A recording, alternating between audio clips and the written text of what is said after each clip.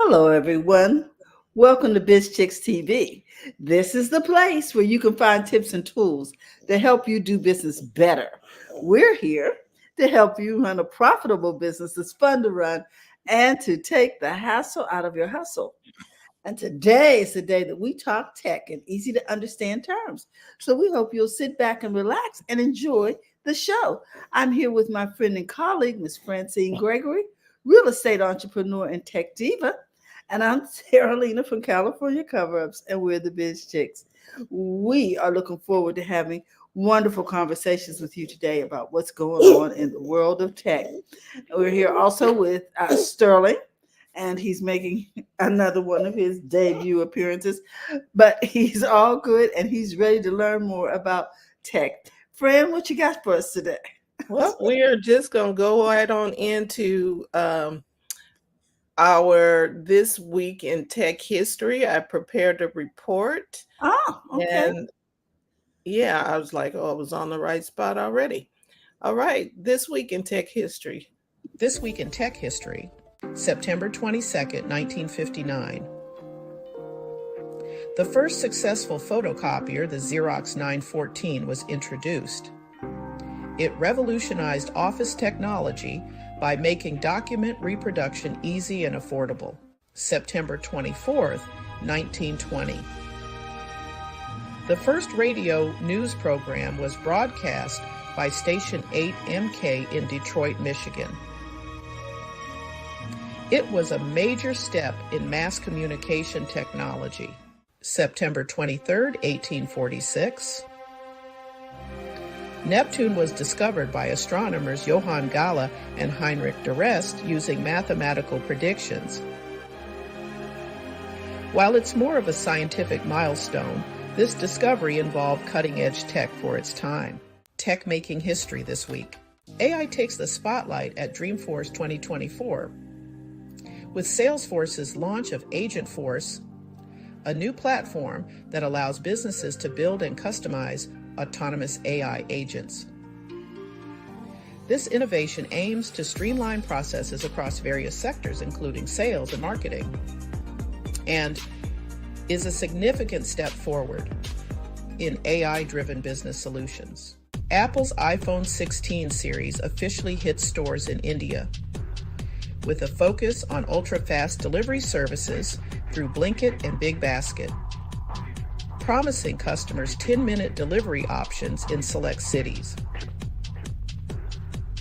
This could set a new trend in how tech products are delivered.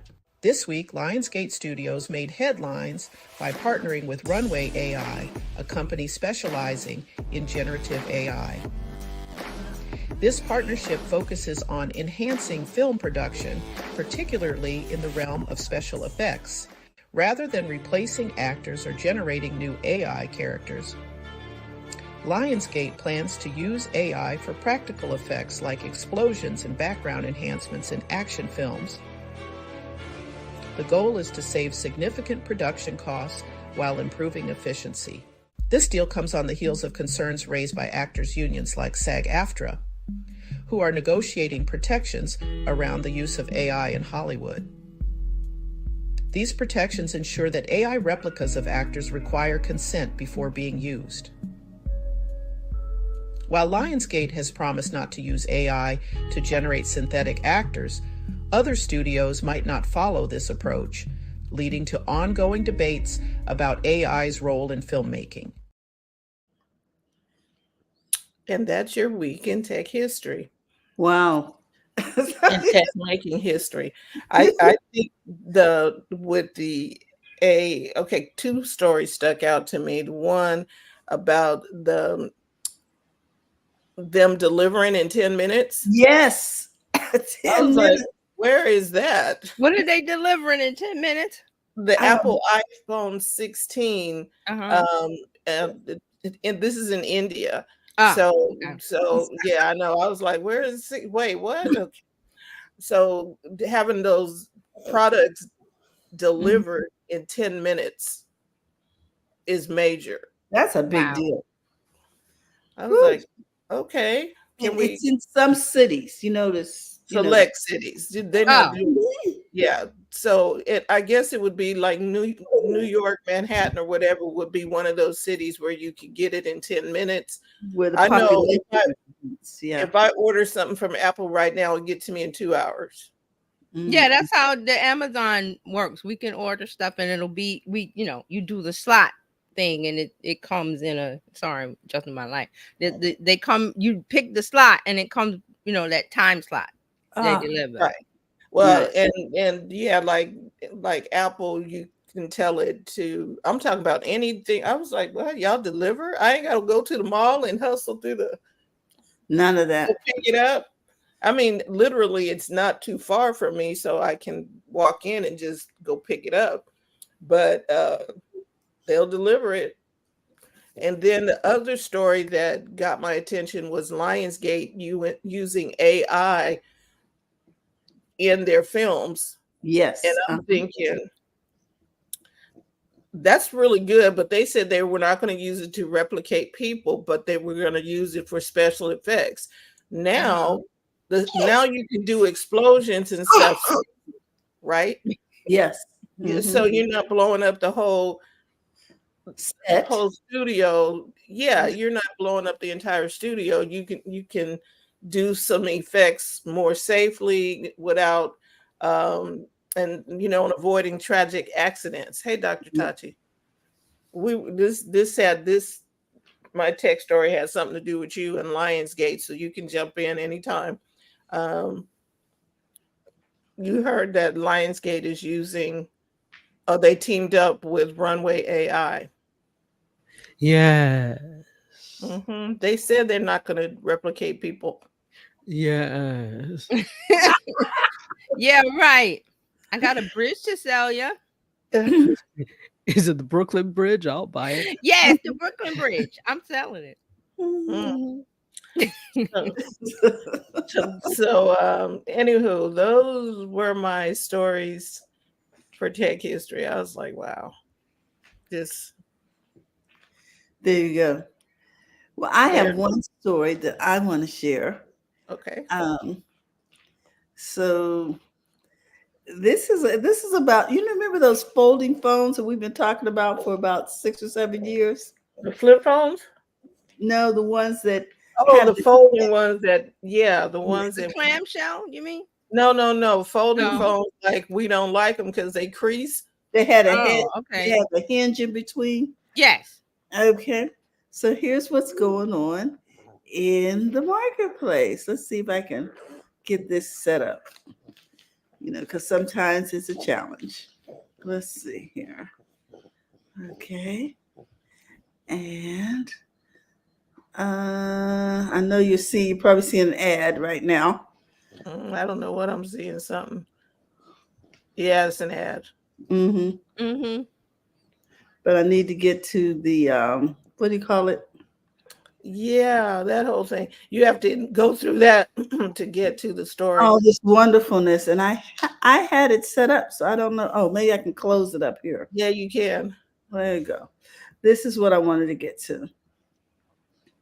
So you guys could see what's going on. This is in China. And let me turn. The folding phone was launched in China on Friday. How much was that Many phone? self-described superfans of the Chinese Huawei's much anticipated $2,800 folding phone was launched in China on Friday.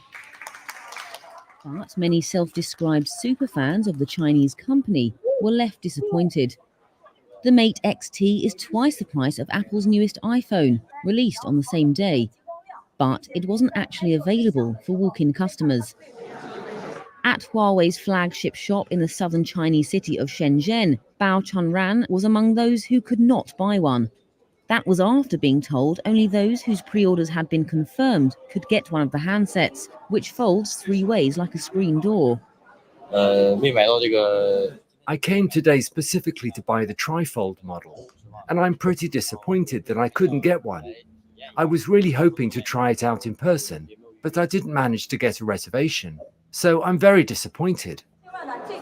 It was a similar story at a Huawei store in Beijing, where access to the phone was also restricted to those whose pre-orders had been confirmed. Analysts had warned that supply chain constraints could leave many potential buyers empty-handed.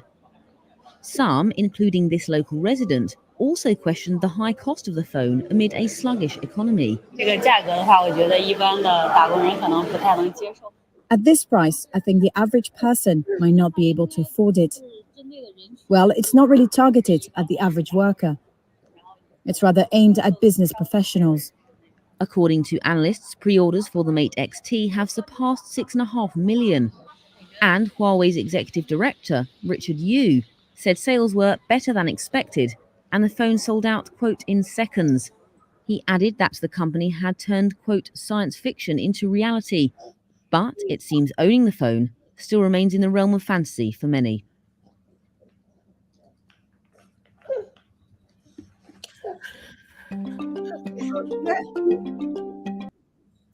So, Okay. what do you think of that? $2,800. And then you can't put your hands on it. No. I was just like, what? Say what? And they sold 6.5 million of these things, and they sold out in seconds. Wow. That is But serious. But apparently those were the pre-orders, because Yeah. only the people with the pre-orders could get the phone. You could not walk in and buy this phone the day of the launch at 2,800 Okay. in China. You know, the average person doesn't make that much. Well, but there were people who were willing to pay it from There the were story. companies. Evidently, companies had pre-ordered. Listen, But my I'm thing saying, about go ahead. No, go ahead. no, go ahead, TJ. My thing about the thing about nobody has money. There's people that have money for this stuff. All the time. So, because if you Everybody didn't have ain't it, broke, right? they She- would not sell out. They would not sell. So my thing is, I don't pocket watch. If you got the money for it and you want it, have fun. But what I'm saying is, I hear a lot of, well, we don't have the money. No, there are people in the world that have it. Obviously, this story is evidence It's of that. proof, right? Mhm. Right. So if you have it, mwah, I don't have it. Well, and what I didn't, so I'm looking at it from a logistics standpoint. Don't tell people you got this phone that folds 3 ways and they can't put their hands on it until you pre-order, get confirmed for a pre-order. But they put it out there and people thought you could go into the store and buy it. Well, you know, we do that all the time in America with Yes. IT issue launches and our Mhm. and Well- some tech launches. Yeah, Well, you but walk if in, they got Apple tells 5 Xboxes. okay, yes, but 2,500 if people Apple, outside. I don't think they told everybody that story, because with Apple's launch, they said you can pre-order now. It'll be ready for Right. pickup on the 20th. Right. Right, today is the 20th. Right. So Apple, I can go in and buy a 16.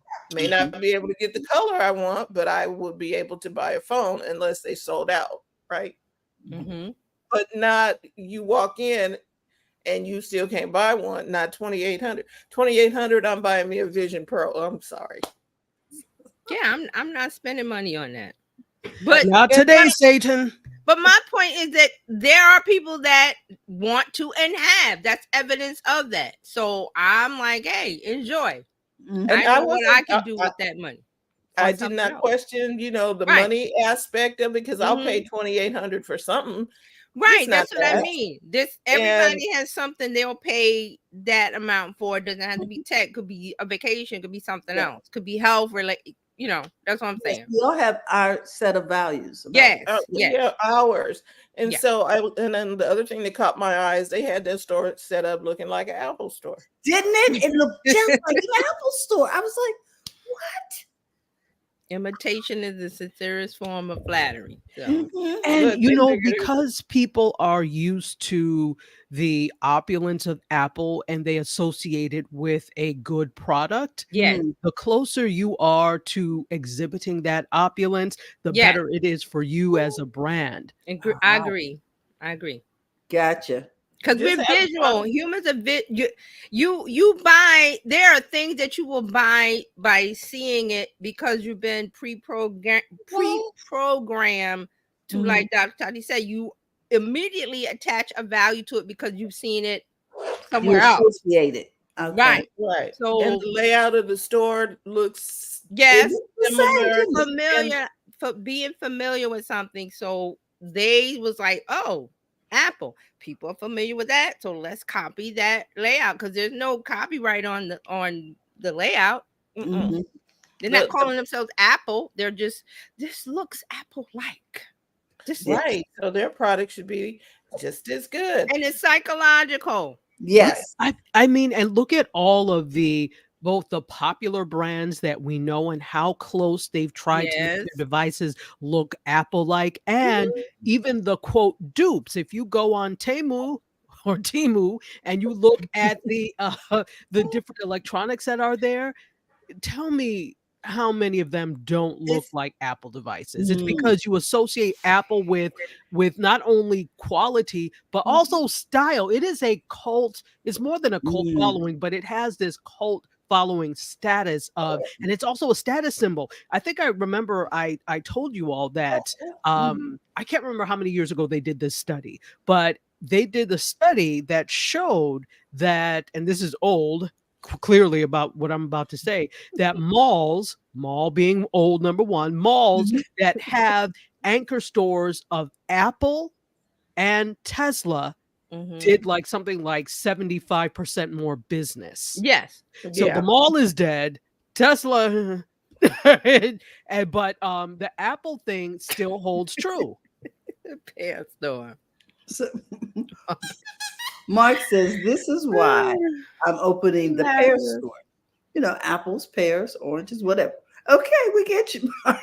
But see, this is marketing. That's why marketing isn't just one thing. It's a whole bunch of things. That's why I try to talk about different pieces of it, the psychological aspect of buying, why humans do what they do, society, what's going on in the world. All of those things affect it. So you see it with this, like Dr. Tati said, it's alignment with a luxury brand or alignment with something that people attain to, but maybe they can't afford that. Well, here's number two that's Mhm. and we're marketing and laying it out similar to Apple, but we're not saying it's Apple, but Mm. your mind is going, well, this is familiar and I feel comfortable, let me go buy it.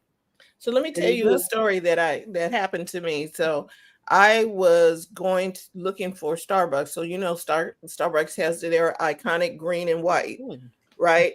And so I'm driving. I'm like, oh, there's the green and white. So I turn. It was a dental office. But see, this is why the McDonald's works everywhere in the world, because of the branding. Why at Starbucks you associate the green and white? You know what that is. You don't even.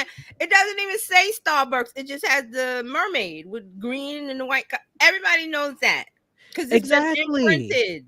And then also with the yellow and red for Mhm. fast food restaurants, you Yes. think McDonald's, but how many other fast food restaurants have yellow and red? So Mhm. Rallies and Mhm. Checkers is Mhm. they're like red and black, but that whole red, and obviously through color theory, that red is Yes. excitement and that type of thing. But it also, if you ask me, is an attempt to align yourself with another very popular fast food restaurant, McDonald's, because you Mhm. might just see the colors that go there and not even realize it's not McDonald's. Just real quickly in the color, because I'm really in the color theory. Yellow has to do with your stomach. That's why there's a background on yellow that it's the sun, gold, divinity, positivity, self-esteem, and then it has something to do with the stomach. That's why all of them, like Dr. Tati said, it's because of McDonald's, but it also has the color theory of it, which in marketing and branding, people know these color theories. So Right. you know why things are a certain color. Look at the color theory and the psychological Right. aspect of There is a reason why it is called Mark Edit. it. Marketing. I agree. Mm. I'm not going to argue with him there. Well, I think Miss TJ, it looks like Okay, you have I'm the ready. floor. Let's get into it. There was a lot of Snapchat stuff and a lot of YouTube. I think it was YouTube. They both had some kind of event this week. Let me start with Snapchat and let me. Sorry. Let me get. And while you're thinking about that, I'm still not buying a folding phone. No, me neither. Okay, so this week in social media news and updates, Snapchat had a Snap Partner Summit this week where they announced a whole bunch of things. So let's get into it. Snapchat is testing a simple version of the app. They are removing some of the pieces of the app. Why? Because they want to make it simpler to use. Why? Because the complaint amongst the older demographic is that you don't understand. They don't understand it. Whereas Gen Z understands swipe. So there's no direction. So Snap is rolling out a simplified version of the app. They're testing this to make it easier to use. It's called Simple Snapchat. It declutters the app's home screen, removing the Snap Map and Stories tabs, and consolidates its navigational bar around 3 icons: chat on the left, camera in the middle, and Snapchat's TikTok competitor Spotlight on the right. So they're trying to focus Spotlight more because that is their TikTok like feed. Why? Because we're marching closer to what's going to happen with TikTok. No, that's all in legal, the legal area now. So they're fighting it out about what happened. So Snap is getting ready. Instagram is all of these apps is, freshening up the outdoor, putting up a sandwich board sign. Come on, hey, you're looking for this? We got it. YouTube is doing it. Come on over here. So they're doing a simple version of the app. Stories and Snap Map are not going away. They just hidden them behind the simple interface. So if you're not, and again, remember, Snapchat is the generation, and I keep the notes. It is they reach more than 75% of 13 to 34-year-olds in 20 countries, and 80% of US Gen Z population has gone in. So this is if your audience is 18 to 34. If it's not, you don't have to worry about Snapchat unless you want to use it. But they are trying to mitigate this complaint of it's difficult. We don't understand it. But if you're over 35, I would say 45. But that's their core group. But if you're above that age and you've gone into Snapchat and you're like, I don't understand it, and you leave, they want you to come back. All right. So this is this simple Snapchat. And this is being rolled out to a small group of Snapchat users in a few countries. It's a test. So they're testing it. So if you don't see it, don't worry. It's a test. They're also adding AI-powered text-to-video creation. That means that you will be able to generate AI videos from text prompts and from image prompts soon. That's soon to come. This tool will be available in beta on the web. Oh, okay, this week for a small subset of creators. Right now, they don't have any plans to roll it out. Again, it's another test. So they are trying to get ahead of TikTok and Instagram, which doesn't have a text to video AI generator yet. So remember, the text to AI video, Runway is in the lead now. There's a couple others. Sora, OpenAI Sora is coming. They haven't been released yet, but Runway has something now, and there are a few. So also, Snap has some other things. They have some tools to make it easier for creators to connect with brands and sponsor deals and partnerships. So they've got some other tools in there for creators, and they've got some text to AI to make a lens. Like you just speak what you want and it makes the lens. So that's a part of what they put in this week in the Snap Partnership Summit. Okay, that's Snapchat. Real quick, LinkedIn, there's been some talk. I seen it this weekend. A lot of people are upset. LinkedIn adds AI training opt-out option. Now, what this is that LinkedIn has updated its user agreement and privacy policy to tell you how it's using your data to further its AI models. Because remember, generative AI, it needs input, it needs data, and that's you. So they're saying that they're adding this in. Now, here's the explanation from LinkedIn. In our privacy policy, We have added language to clarify how we use the information you share with us to develop the products and services of LinkedIn and its affiliates, including by training AI models used for content generation and through security and safety measures. So then they've got some more legal talk, but this has gotten people talking on LinkedIn this week because there's an option where you can tell LinkedIn to not use me, AI opt out. And they're saying that a lot of people not being able to find it. So there's been a lot of talk and chatter about where to go. We don't want LinkedIn using our data to train their models. But if you want AI to progress, not saying that this is right that LinkedIn is doing this. And remember, Microsoft owns LinkedIn. So, you know, this is going to their AI stuff, and they have a partnership with OpenAI.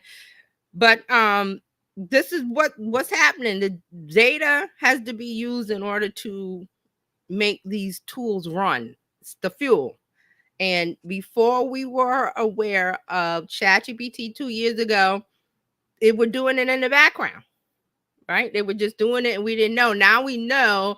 So now, you know, there's a lot of things happening legally with generative AI. So this is one of the things that so here's a little spot, just a little piece. We may use your personal data to improve, develop, and provide products and services, develop and train artificial intelligence models, develop, provide, and personalize our services, and gain insights with the help of AI so that our services can be more relevant and useful to you and others. So I know that sounds like a lot, but what they're doing, what they're saying is like, you know how you have personalized ads and they ask you, this is the same kind of thing. It's like, okay, we want to use this data so that our services will be more helpful to you. So But it's like they ask the app not to track when you go yes, into when Apple.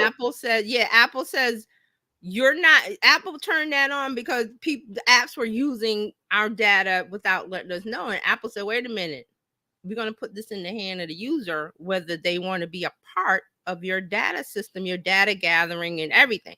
Now, remember, they put in here that this information, this data is to help you be more relevant and useful to you and others, to facilitate you having a better experience in this app. But people do not want to be a part of this. So there is an option. So that's what it is. It's an option that you go into your settings. I don't think I have it here, but I've seen it, and it's just a button. You just click it and then you opt out. Okay. So this is you know, if you don't want LinkedIn having your data and you want to use LinkedIn, go in and turn it off. But they're not telling you, they're not making a big blinking easy sign to find it. It's in your settings somewhere. I have not looked at it yet because I saw this conversation this week on LinkedIn and I was like, what's going on? Something. So now I see this story. So there's an option to turn it off if you don't want to be a part of it. Turn it off. Okay, that's LinkedIn. All right, Snapchat, LinkedIn. Oh, quick threads has allows you to add up to 20 photos and videos per post. So it's like carousels in Instagram, but they're not calling it carousels because format is a little different when you cross post from Instagram to threads and threads to Instagram. All right. So this is what they want. This is why they're adding this option in threads, because they want you to cross post, because cross posting boosts engagement and involvement, more eyeballs for ads. Okay. So they want you using it. So it doesn't work really the same way as carousels. So carousels on threads are just multiple images added to an update. But the effect is the same. You'll have up to 20 images and videos. And again, expand your thread posting option. If you post on threads, it boosts on Instagram and Facebook. If you post on Instagram, you can, all that cross posting. All right. So that's threads. Now, Instagram has implemented advanced protection for teens users. They've announced that there is something called Instagram teen accounts, built-in protections for teens, and they are saying that this is a new experience, but it's guided by parents. It has built-in protections which limit who can contact the teens and the contents they see. Also provide new ways for teens to explore their interests. We'll automatically place, and this is Meta saying this, we'll automatically place teens into teens accounts, and teens under 16 will need a parent's permission to change any of these settings. Okay, so there is a couple of settings. So let's look at it. They're saying that there's 6 new restrictions: private accounts, messaging restrictions, sensitive content restrictions, limited interactions, and time limit reminders. Now, all of these things are settings that it will kind of put them behind a fence, so to speak, of separating them from the adults, so to say. So this is under 16. The parent is in partnership with parents, so the teen can't turn it off.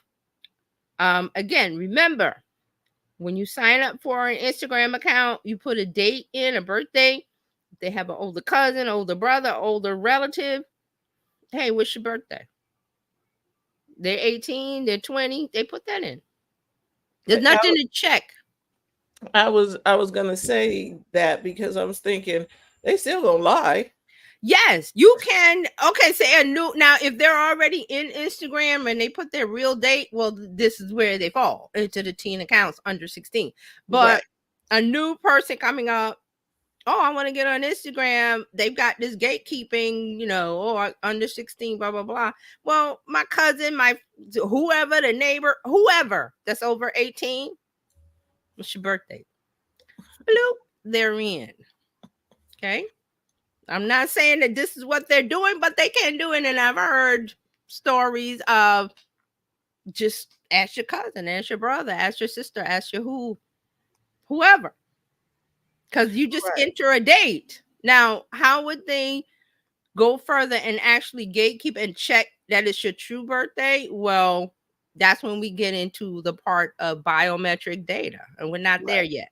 Nope. An iris scan, a thumbprint, or something that's common that's going to say, hey, this is not a 20-year-old, this is a 13-year-old. Something, I don't know what it is. We're not there yet. So right now, they can put any date they want. They can go in as a 30-year-old person. It's real easy. You go on the internet. Well, when were they born? You put it in Google search, whatever way they search, they get a date. They get a year and they make up a date. So there you have it. But the ones that are already in as teenagers, well, they're going to be corralled into this teen account space. So they're not going to be happy. But hey, what can you do? I have a question. Yes, go ahead. How are they keeping up with this in terms of making sure that those who are under the age, I mean, I guess there's not really a way to tell.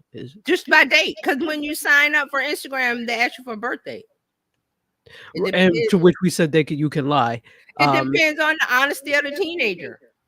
So really, it feels like this is a way to cover them. Yes, legally. To say, well, no, we asked, and this is what they told us. 100%. So we believe, okay. This is 100% to cover them legally, also to placate the parents. Because we talked about this over and over. Parents will just buy a device and say, here, kid. And it puts the onus on the parent. It shifts the liability to the parent. I'm not saying all parents, but there are a lot of parents that here it's like, I'm sorry to say, it's like here giving them a gun and not having a safety on. Set it up. Yeah, absolutely. I can see on both ends. This is a very complicated issue where parents are tired. It's not like you can sit there. Everybody has to work. I don't know who can sit down and not work. But see, what I'm saying is that's why I'm glad. I just thought of the gun analogy. Would a gun owner buy the gun? Here, just put it on the kitchen table? You can't. No, You can't. You have to. So the responsibility is on you, not on the social media Yes. companies. At the Unfortunately, same we got time, that case going on now with the young shooter in Georgia. That's the very thing that's happening now. The parent is responsible because the child is a child, 14. I mean, yes, he did what he did, but he's 14.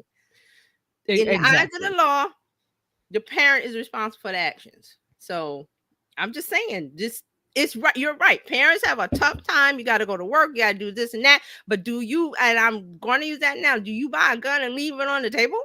Okay, and so here's the other thing. So the gun has a safety on it. So the gun manufacturer did their part by Yes. putting the safety on. Yes. Now, whether you didn't put it on when you put it on the table, they can't be responsible for that part. So here we are with parents going to Congress. I feel sorry for the ones that have lost their child over different things that have happened on social media. But again, the analogy is that you cannot ask government to overregulate our lives. You have a responsibility in partnership with the laws, in partnership. So you don't buy a device and hand it to your whatever under 18 child and say, here. Oh, I don't know. No. Google, So YouTube has lots of videos showing parents what to do. So yeah, absolutely. So I guess another analogy, I guess, could be the fact of, okay, everybody when they were young would go to the corner stores and things and buy candy.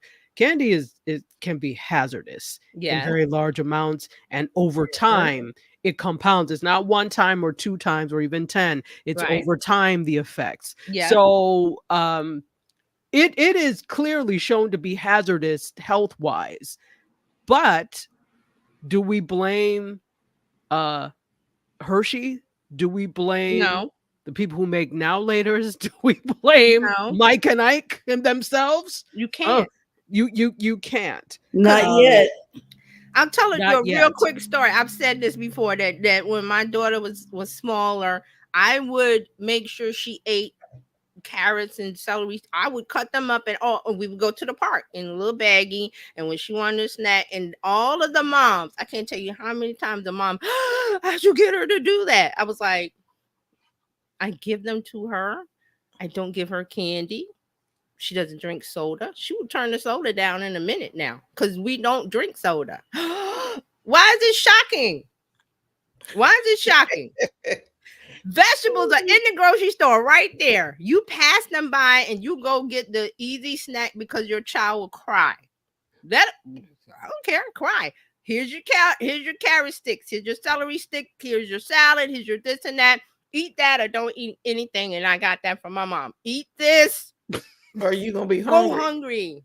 Right. And see, here's the thing too. You started her off with never getting the candy in the first place. That is number one, because I remember when my kids were growing up, people, oh, can they have a piece of candy? No candy. No. Now, when they get grown or when they get older and they, okay, fine. But no, you don't. If you never start them down that path, they will never acquire the taste for it. No. And the moms were just like, how'd you do that? I was like, I cut the vegetables up. I gave them to her. She eats. No, they were dipped in chocolate. Simple, nothing on them. And I'm just like, I remember at school, you send a snack. They would say, send healthy snacks. The schools will tell you, send your children to school with healthy snacks. Okay. If you don't want to cut up stuff, the carrots, baby carrots are in the bag. Everything's cut up already. So, but that was just a real quick story about, parenting. Being a parent is hard, but there are things that you have to put in place. Meta can only do so much. Meta's going to protect themselves first. That's all I'm saying. So this will, like Dr. Ty said, this will continue to be a thing, a problem. So, parents have to do what they have to do, and Meta's going to do what they're going to do. All right, so YouTube, and then I'm done. YouTube had an event called Made on YouTube. I will put the link in here later, and you can go and look at it. But they have launched something called Communities, a Discord-like space for creators and fans that interact with each other. So they put that into YouTube, and it's called the space is called communities. I'm like, but you already got something. You got to have a community page. I'm gonna get to that in a minute. But Oh, this okay. is 'Cause I called, thought I was yeah, like, it's not community page. This is called communities. It's like a Discord server built into your channel with communities. YouTube is hoping creators won't need to use other platforms like Discord or Reddit. So that, again, they're trying to keep you in YouTube. So they give you the Reddit tool, they give you the Discord tool, so you don't go over there. So come over here. So it's a place for you to interact with fans can interact with other fans. You can interact with your fans all directly within the channel. This feature is only available to subscribers. So I didn't get in. I'm thinking you have to be a subscriber to the creator's channel. oh, to be able to chat back and Right. You forth with it's them. you have to be a subscriber to the channel. You can't be a troll coming out, you won't be able to get in. That makes sense though, because so I have had the privilege of monitoring our chat for the church, right? When we go Right. live on YouTube. So we got a troll. Normally they fixed it where the trolls can't come in because you have to subscribe to be able Right. And then you to, can delay, you can set a time like how long they've been a subscriber too, I believe, right? right. And then you can if they they behave badly, you can ban them from coming back in, so that takes Right. care of that. Right. But I can see with this Discord like thing where we can have conversations Yes. with our subscriber. Hey, everybody, da, da, da, da, da, and we're not necessarily live on YouTube or talking around the Right. video. Because it's different from the comment section. This will be more Discord like, where there's more interaction. So here's the difference between communities and the community feature. So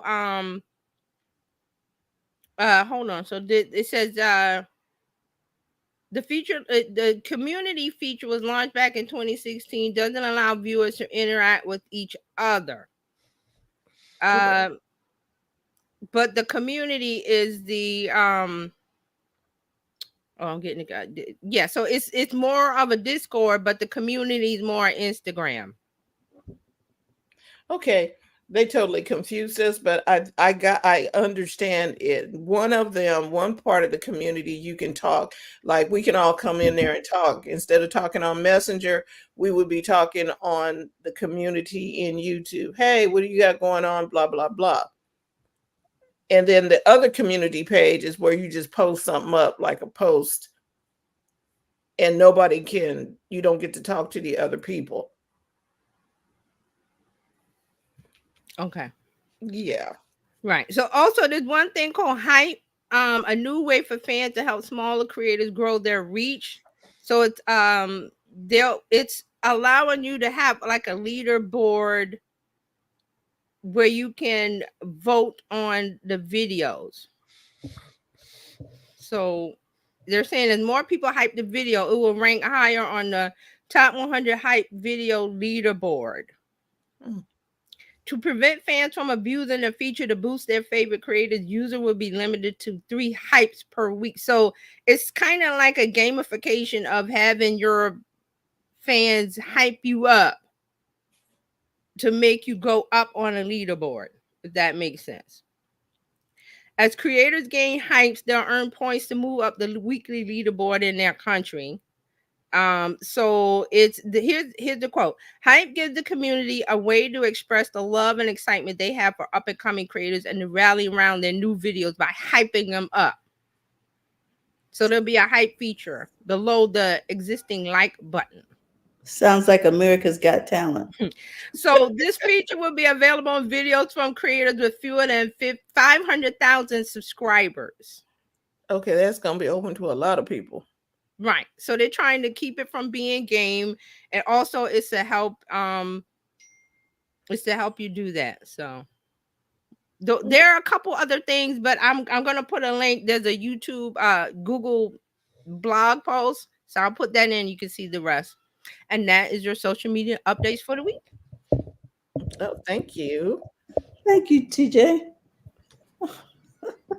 It's so interesting. Yeah, there's a lot going on in media. I can't wait. Oh my goodness. All right, Dr. Tachi, you have the floor. Okay, wonderful. I didn't even realize. Can you hear me? Yes. Yeah. I didn't even realize my microphone was open. Hopefully, you didn't hear me scrambling around. No. Okay, good. That means it's a good mic. Yeah. So there are quite a few things going on that I actually talked about yesterday on Mediascope, because I did Mediascope on Thursday instead of the normal Wednesday. Was a good show. So let's talk about some of the things that are going on. Um, Diddy. Mm. ah, so now, Wow. Mm. yeah. Wow. Mm. So yes, not in terms of the whole uh, the whole thing of what exactly happened with it. That's not what I'm interested in. It's deplorable. It's disgusting. We had great conversation last night on Mediascope, and there Mhm. are a lot of my viewers that are in New York. Uh, Okay. Particularly Harlem, and that is where Diddy is from. And I kept getting he's just the smaller person on the totem pole. He's just low hanging fruit, that there's somebody bigger out there I Sure. was like, listen, don't get us in trouble, you all, with this. But that's the water cooler talk, right? That Mhm. was going on Mediascope last night, and I'm sure is going on the streets of New York in terms of what all of this is.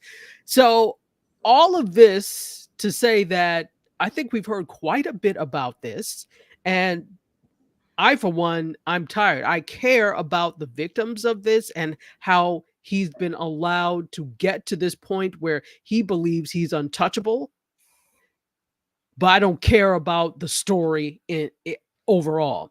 But apparently, Investigation Discovery does, because they are in talks to develop, not even in talks, it's being developed, a Sean Diddy Combs docuseries that follows his rise and fall. So it is set.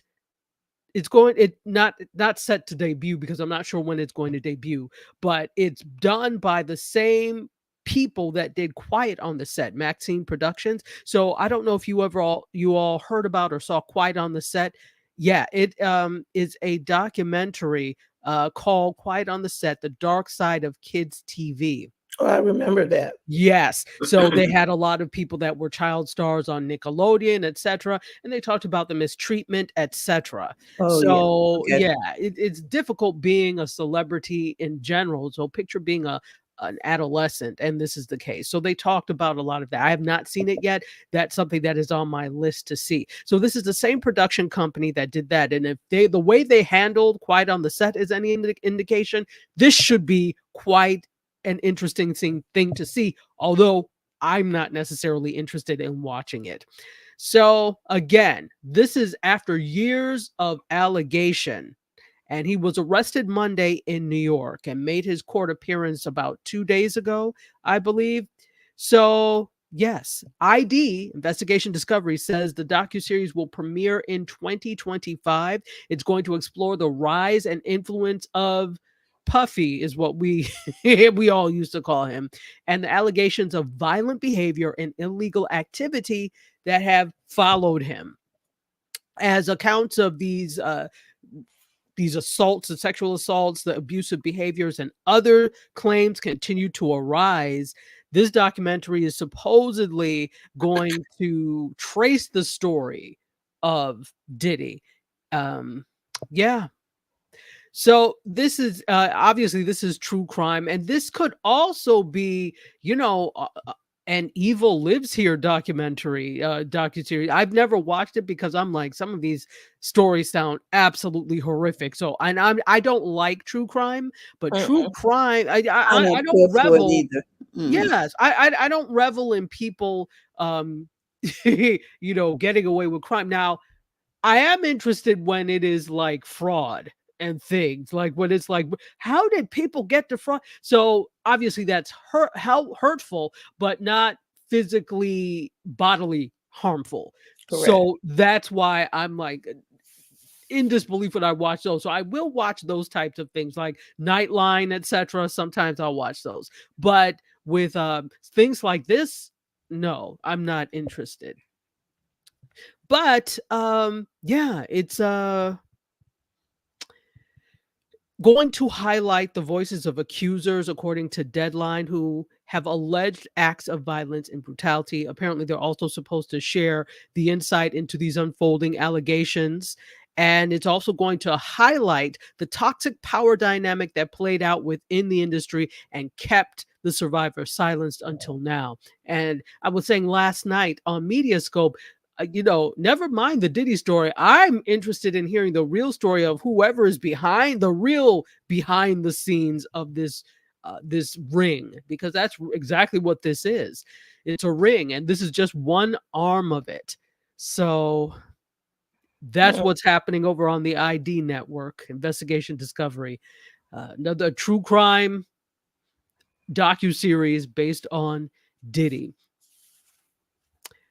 Wow. Thoughts? I'm with you. I don't like, stuff that shows people suffering and real live stuff. It throws me off.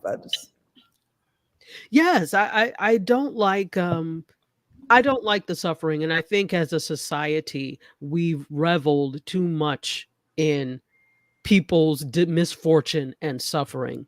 And this is interesting because this was years ago when I had presented at BEA, the Broadcast Education Association, which happens concurrently with NAB.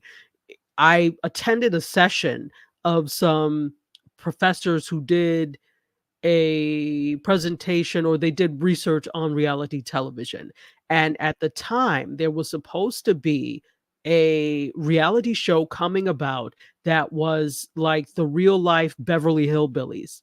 So what they did is and by the way, this show never came to fruition. What they did is they took a family from like Appalachia somewhere and dropped them in Beverly Hills. And it was supposed to be, yeah. So obviously there was a pilot, I'm sure, that was ordered for that, but it never came to fruition. And so in exploring why this is because, well, people feel better seeing that because they then feel better about their own situations, like, well, at least that's not me. So it's very intriguing to see all these types of things. And this is one reason, I mean, people are drawn to true crime because, I mean, there is some interest in it, but Well, it just seems like DIY for serial killers. you know what though? You could really say that about a lot of things. You could say that. You're right, though. You're absolutely right that someone could do this, but you could also say that about the news, because That's when the news reports on things and they're like, what happened was they and they took a rope overshare. and Yeah. it is classic. And see, this is why you have these copycat crimes that happen once it's reported. I don't think we can stop.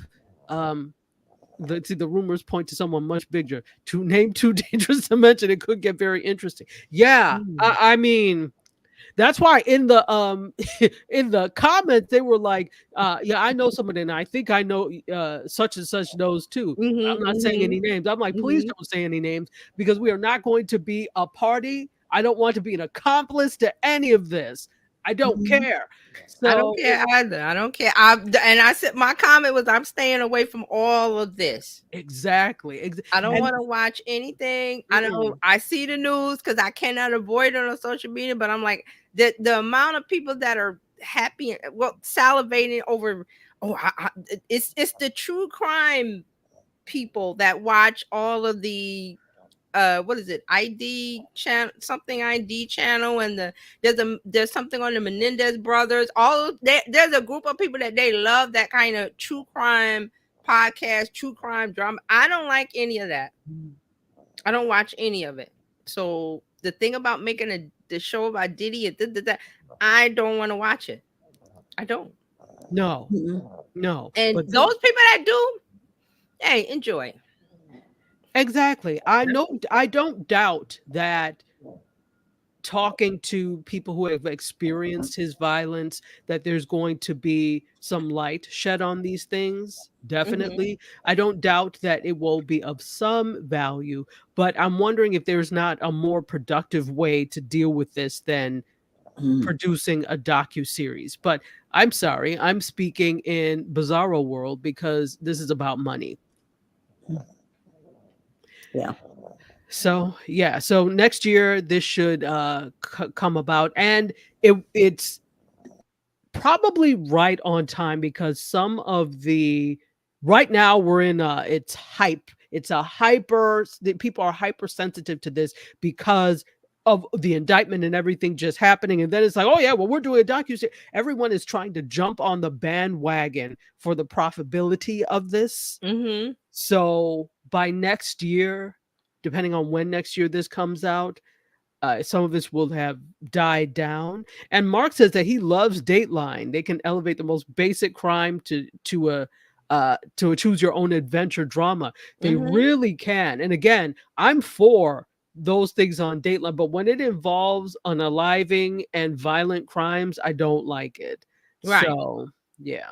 And again, that it would this is we're in an era where you can watch whatever you want, you can make any kind of content you want, whatever you want to watch, fine. And I'm like, I choose not to watch that. I choose to stay in Bridgerton world and things like that, because I'm like, those are the things that I want to watch things, and okay, it it gives me a good feeling to watch. When I watch things, those crime shows, I was like, I can't watch them. It's just not for me. So Listen, give me Emily in Paris, yes, okay? yes, Give I gotta me finish Emily in that. Yes, Paris. yes. Give me the Gilded Age. Give me Yes. those kind of things. But that's just who I am. I'm currently watching Shogun. I enjoy that kind of thing. There's Oh, some violence in Shogun, but it's set in the I'm sorry. 15th, 16th century where the swords and that's what they did. So, but the thing about reveling in a real life situation like this where people have been genuinely hurt, that's not the kind of entertainment I want from media. No, and that's the problem with it in media. It's being viewed as entertainment. Yes. I'm thinking, remember the Roman Colosseum, the Roman days, the emperor, and he would do this and that. It's kind of like that, and the crowd Yeah. would. It's like, no, but that's me. So just to let you know, it did not start with this. It did not start here in this age. We're going back to the days of the Roman Empire. I mean, just for me, I'm thinking of, there's some movie I'm thinking of, but there were those days where you go to the Colosseum and they had the all of that where the people were entertained by the emperor putting the lions coming out and and they were, they were like a sporting event, and it's no. Spartacus and yeah. Yeah, Spartacus. There's another one. There's a more recent one. I'm thinking, what is his name? The Phoenix. What is his first name? I'm thinking of him. Joaquin Phoenix? Yeah, he was the emperor and he was doing this and that. I can't remember the name of the movie. But I can't either. he was whatever movie he was the emperor in, and it was like but again, this is some people's form of entertainment and it's not ours. Well, me and Dr. Tati says it's not hers either. So I can't stand it. And there's some people that don't like Bridgerton and don't like Emily in Paris, and I'm like, that's cool because you can go and watch what you like. And Mark's, yeah, he says he loves Dateline. They can elevate the most basic crime. I'm currently producing the yet unsolved mystery, the disappearance of Francie Gregory. Oh, Mark, he's so funny. I love that. I love the Mark, laughter. Keep it coming. Mark is everything. Yes. No, Napoleon. Is that the movie? Is that it? Listen, you can not Napoleon. He was a Roman emperor in some movie. It's not recent. It's not coming to me. But you all know I'm talking about the emperor's Roman Empire, and they would have the I Yeah, guess yeah. the In the criminal. Coliseums, and they would have Yes, tigers or whatever yes, come in and rip whoever people to did shreds. something and he didn't like, and they would bring him out and bring out the lions. There's another movie I was thinking of. I can't. It's not coming. Yes, Gladiator, but is it Gladiator? Wasn't Trying to Gladiator remember. with Russell, whatever his last name is? Russell, the Crow. Australian. Crow. Thank you. Yes, it might be him. If he was the emperor in that movie. Which goes to show you the fact that we've named so many of these means that Hollywood is doing this entirely too much. So, time for a new story. There was also an HBO series with the Roman gladiator and the emperor, and they were both in Gladiator. Okay, thank you, Mark. Yeah, thank you. All right. Yeah. All I can think of is him sitting in, and he's the thumbs up and the thumbs down. You're right. I think I'm remembering that now. Yes, because Joaquin Phoenix has a very distinct look. Yes. So I'm remembering that now. Yes. Hey, Fred. Fred says, "When in Rome." Is that the episode? Is that the name of the? When in Rome, do what the Romans do. Or is that the saying? Or is that the name? Because there was a series on HBO or Max or whatever they're calling themselves now about Rome. There's a bunch of movies about Rome. There are many in that era. So anyway, just but the Diddy thing, I'm just not. They're making the memes about the baby. I can't. It's just yes. If the next thing I see about baby oil, I've had it. I've had it. I had to leave social because I just the memes. There is one though that I found hilarious, and it's the there is a comedian. Her name is Anna Douglas. She's on. I don't know if you've ever seen her on Instagram and TikTok. She plays a character called Evangelist Red Jacket. Mm-hmm. Yes, and it's hilarious. And she had a picture of herself as Evangelist Red Jacket holding up the Pompeian olive oil. Yes. And she said, "This is the only oil I did not see in that room," meaning that he was not sanctified. So I just cracked up because I'm like, everybody has found from the church, everyone has found a way to capitalize on this. But interesting. So let's get away from Diddy and this. But see, it's drowning out the news. The early voting started today in Virginia and a couple other states. And we were talking about that last night, right? Yeah. The fact that, listen, don't be swayed by these distractions, because these things, isn't it interesting how the universe just seems to churn itself up during an election year or a presidential election year? Right. Listen, don't get distracted. We still have a job to do. Don't sit there waiting on the edge of your seat for this wretched Diddy documentary. I need you to make sure that you're on the rolls for your state. Okay? Yes. Forget everything else. So yeah, that's my public service message. Agreed. Today. Let's talk about the Oprah Harris event last night. So I watched that. That was pretty good. So yeah, no, I have not had a chance to watch it yet because obviously I was on air, I was doing stuff, I was in. Yeah, it was crazy. So let's talk about that next. Then tell me your thoughts, Terry. I saw a comment on social media and said that, and they had a picture of it, and it looked like the Oprah show. It was set up like that, like it reminded people of the Oprah show. People in the audience, and she would talk to them. So the stories had me crying. The one with the mother who lost her daughter because of I forgot what it was. She was in the hospital and there was some procedure that would have saved her life, and they didn't do it because of the bans. And they talked to one of the children from the most recent school shooting, and the mother was very, very, very emotional, as she would be, because she was saying that things need to be done. So I was looking at Kamala, because they would shoot to her, look at her, Vice President, Madam Vice President. And I said Kamala, I mean Kamala. missing them. It's Kamala, but Madam Vice President, and her face was very. There were no tears, and I'm like, if you're expecting tears from her, there will not be tears because she's been a prosecutor for a long time, and she's heard victim stories, so she knows how to empathize, and connect without the tears. So anybody that's looking for that, you ain't gonna get that from her. But she is very connected to victim stories, helping victims, helping the underdog, improving lives and things like that. So when you look at her, she has a very not stern, it's not going to be crying, but she's very connected. And you know what? If she had cried, they would have said she was too soft to be Yes. president. Yes. So she has You know, to, they'd have but found some reason. She's hysterical. You know, we right. hysterical women. Yes, We're yes. too emotional, But et cetera, et cetera. but also there, and I know there's gonna be people, oh, she didn't cry. She doesn't have to cry. She's been a prosecutor, attorney, state's attorney general, and she's heard the stories.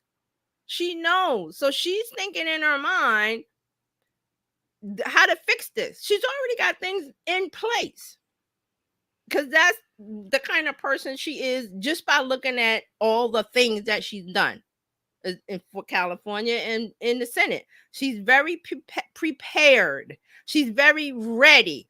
It's just about, okay, let's get this November 5th date here so people can vote. They started today. So once that date passes, she's going to be, all right, let's get ready. I got things to do. She's very matter of fact, very no nonsense. So that's what and I've watched her before, but she will laugh, but then when it's serious time, that face of hers will come out like that. So you saw it last night. And Mark says, I thought it was good. I think that it would be effective to have a more in-depth town hall absent the celebs. Yes, they have held back on the celebrity endorsements versus how Hillary's was. Hillary, I'm not putting Hillary down. It's just Clinton's rollout was very celeb heavy, and now they've learned, okay, a little touch, a little here, a little there. Mark says, if I were her campaign manager, I would book her on Smart List, WTF with Mark Maron and Howard Stern. But she, there's more things to come. I'm not, I don't know what they're planning, but there probably will be on more things. But I love the fact that it came out last night before the early voting started today. I was like, everything is very meticulously planned, but feels organic. And I think that's the way to go, because she's not very celebrity. If you look at the DNC, it wasn't very, here's the celeb. There was a touch. And then there was a whole thing about Beyonce's coming out to perform like it was a concert. I was like, no, she's not. The touch is the song. That's her song, that freedom song. That's it. She's not coming out to do, the Star Spangled. I was like, Beyonce's not coming. What are you talking about? That's not what this is about. The star of the show is her. You know how people like to start rumors. Huh? You know how people like to start rumors. And what I think is the producer, I was diving into that. I think the producers or someone close to the production team was like, oh, what if we drop this little tidbit that Beyonce, just a little, and it's a spark. With Beyonce is a spark, and it's a roaring house fire. So that's what happened. I don't blame them. It's to get people to watch. They watch. Yeah, okay. But that's what my personal opinion, I think that's what happened, because it was like one little tweet, and I saw the tweet that was like, oh, don't miss the DNC tonight because you might be surprised at the surprise guest. That's all you need for the fans of Beyonce, the beehive that they call themselves, to take. They ran with it. This is media. Remember now.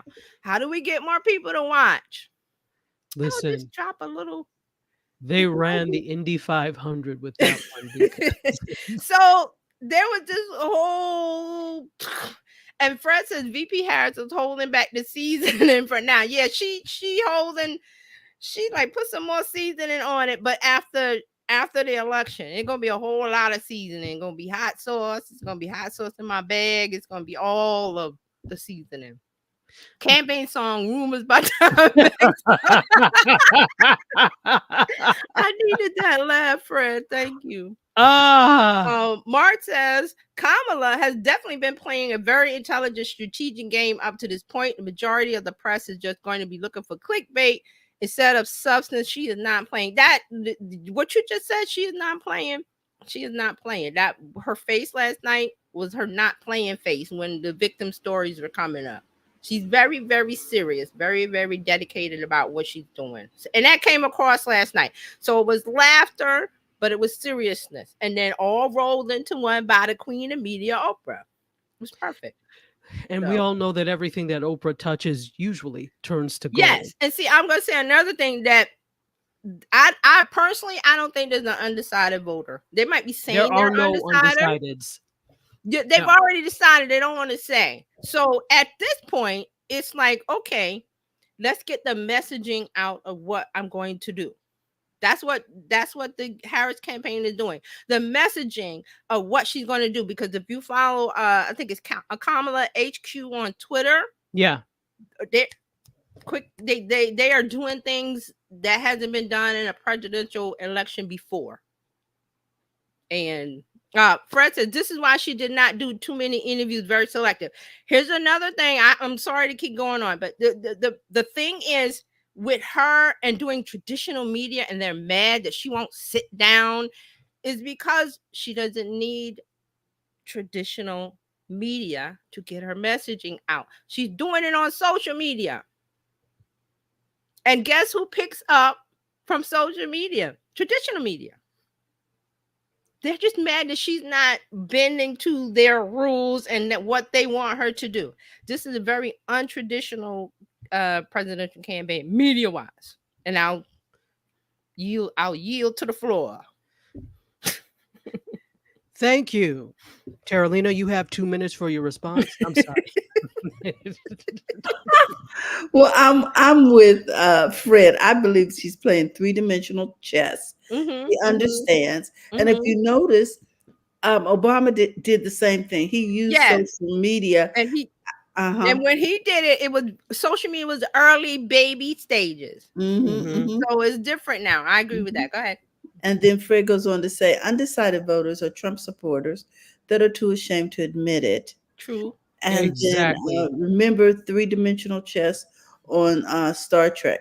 I remember playing three-dimensional chess with my brother when we were in college. Yeah. It was sort of a theme thing going on, three-dimensional. And just real quick on the game, the chess and things, political world is a game. Let's be honest. Let's be adults about this. Yes, it's to be true, altruistic and American, this and that. Playing the political thing that she's doing, it's a game. You have to play the game. She's changing some of the rules. She's doing it her way, but it's still a game. Let's be honest about that. There's some people that don't want to face that fact. Oh, she's putting on this and she's code switching it. I'm like, that's all smoke and mirrors. That's look me on. I'm ready to vote. So I'm waiting for New York State to get to their early voting because I want to get this out of the way and let's move on and do the work. So that's what she's saying. This is who I am. This is what's going on. But let's get to where I can do the work. Exactly. So Fred says, yes, Obama was early and hit a home run. Politicians need to do the same thing, but strategically and high quality. Yes, I agree, Fred. Absolutely. Yeah. So that is what. Yeah. One of the things I wanted to say was that, because we were talking about media, how, different things do really affect whether or not people participate in things. And that's why we have these influencers, because they influence people to do stuff. Yes. So, yeah. So for those of you who wonder, are we getting political? We're still talking about the effects of media. Yeah, and we're still talking about media. This is media effects. Yeah. I agree. Mark has another comment if you want to read it. Yeah, go ahead. You want? Go ahead. Oh, okay. I thought you go ahead. Okay. So she's threading a delicate needle. Anyone who knows strategy recognizes her savvy. I mean, Absolutely. And Fred says I would do a talk on an audio podcast as the next move. Yeah, absolutely. I can't help but thinking that many of these things are already on her team's Yes. radar. Yeah. When you have, the downside for what the other candidate has is he only really has experience with traditional linear media. That's what he knows. He's running this whole thing like he's quote a star, right? And a bad star, but he's running it like he's a star. He's a supernova, and if you know what a supernova is, it burns bright, it burns out, and it's dead. I'm not using that word at him. I'm just saying the star dies. Versus a nova is one that it recurs, it it rebirths and dies and rebirth. No, this one is supernova. Like this is it. Dying. So I don't know what well let me say one thing real quick. Just politics. Shout out to JD Vance. Thank you for putting that story out that you put out, thinking it was going to work the way that you thought it would work, and it's working the opposite. Unfortunately, it's hurting the Haitian community, but what's going to happen there is everybody's going to rally around the Haitian community in Springfield, and they're going to get even more things to help them. So thank you, JD Vance, because you have started something that now has imploded you guys' campaign.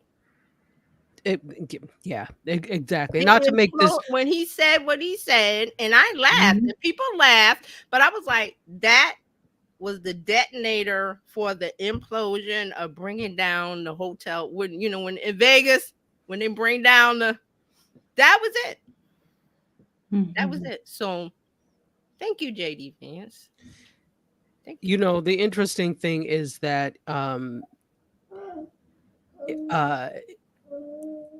all of this is pointing to responsible uses of media. Yes. There you go. Yes. There you go. Because I mean, some people showed up in Springfield, that you didn't really want to attract.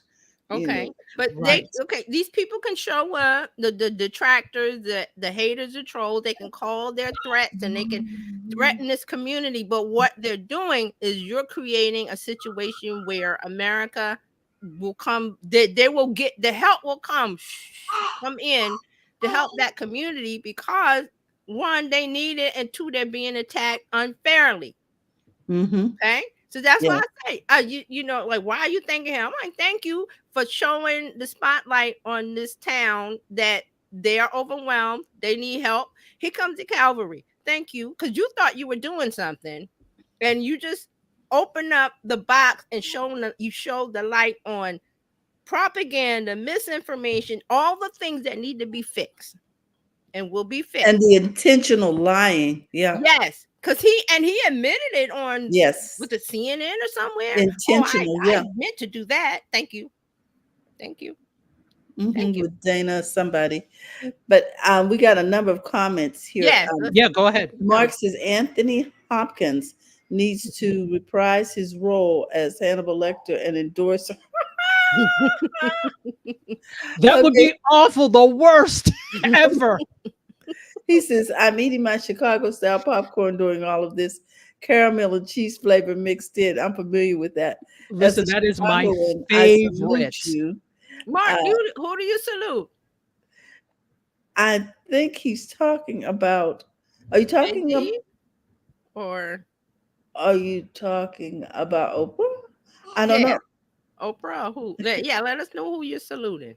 Ask Mark. See, the thing about this is I hate to bring up like bad things, but when there's something and a health issue, what the doctors go in and they remove the bad stuff, but what do? They scan first. They have to be aware of it to go in and fix it. So that's why I'm saying I say thank you, because he has shown the light, and it needs to go over there and fix that.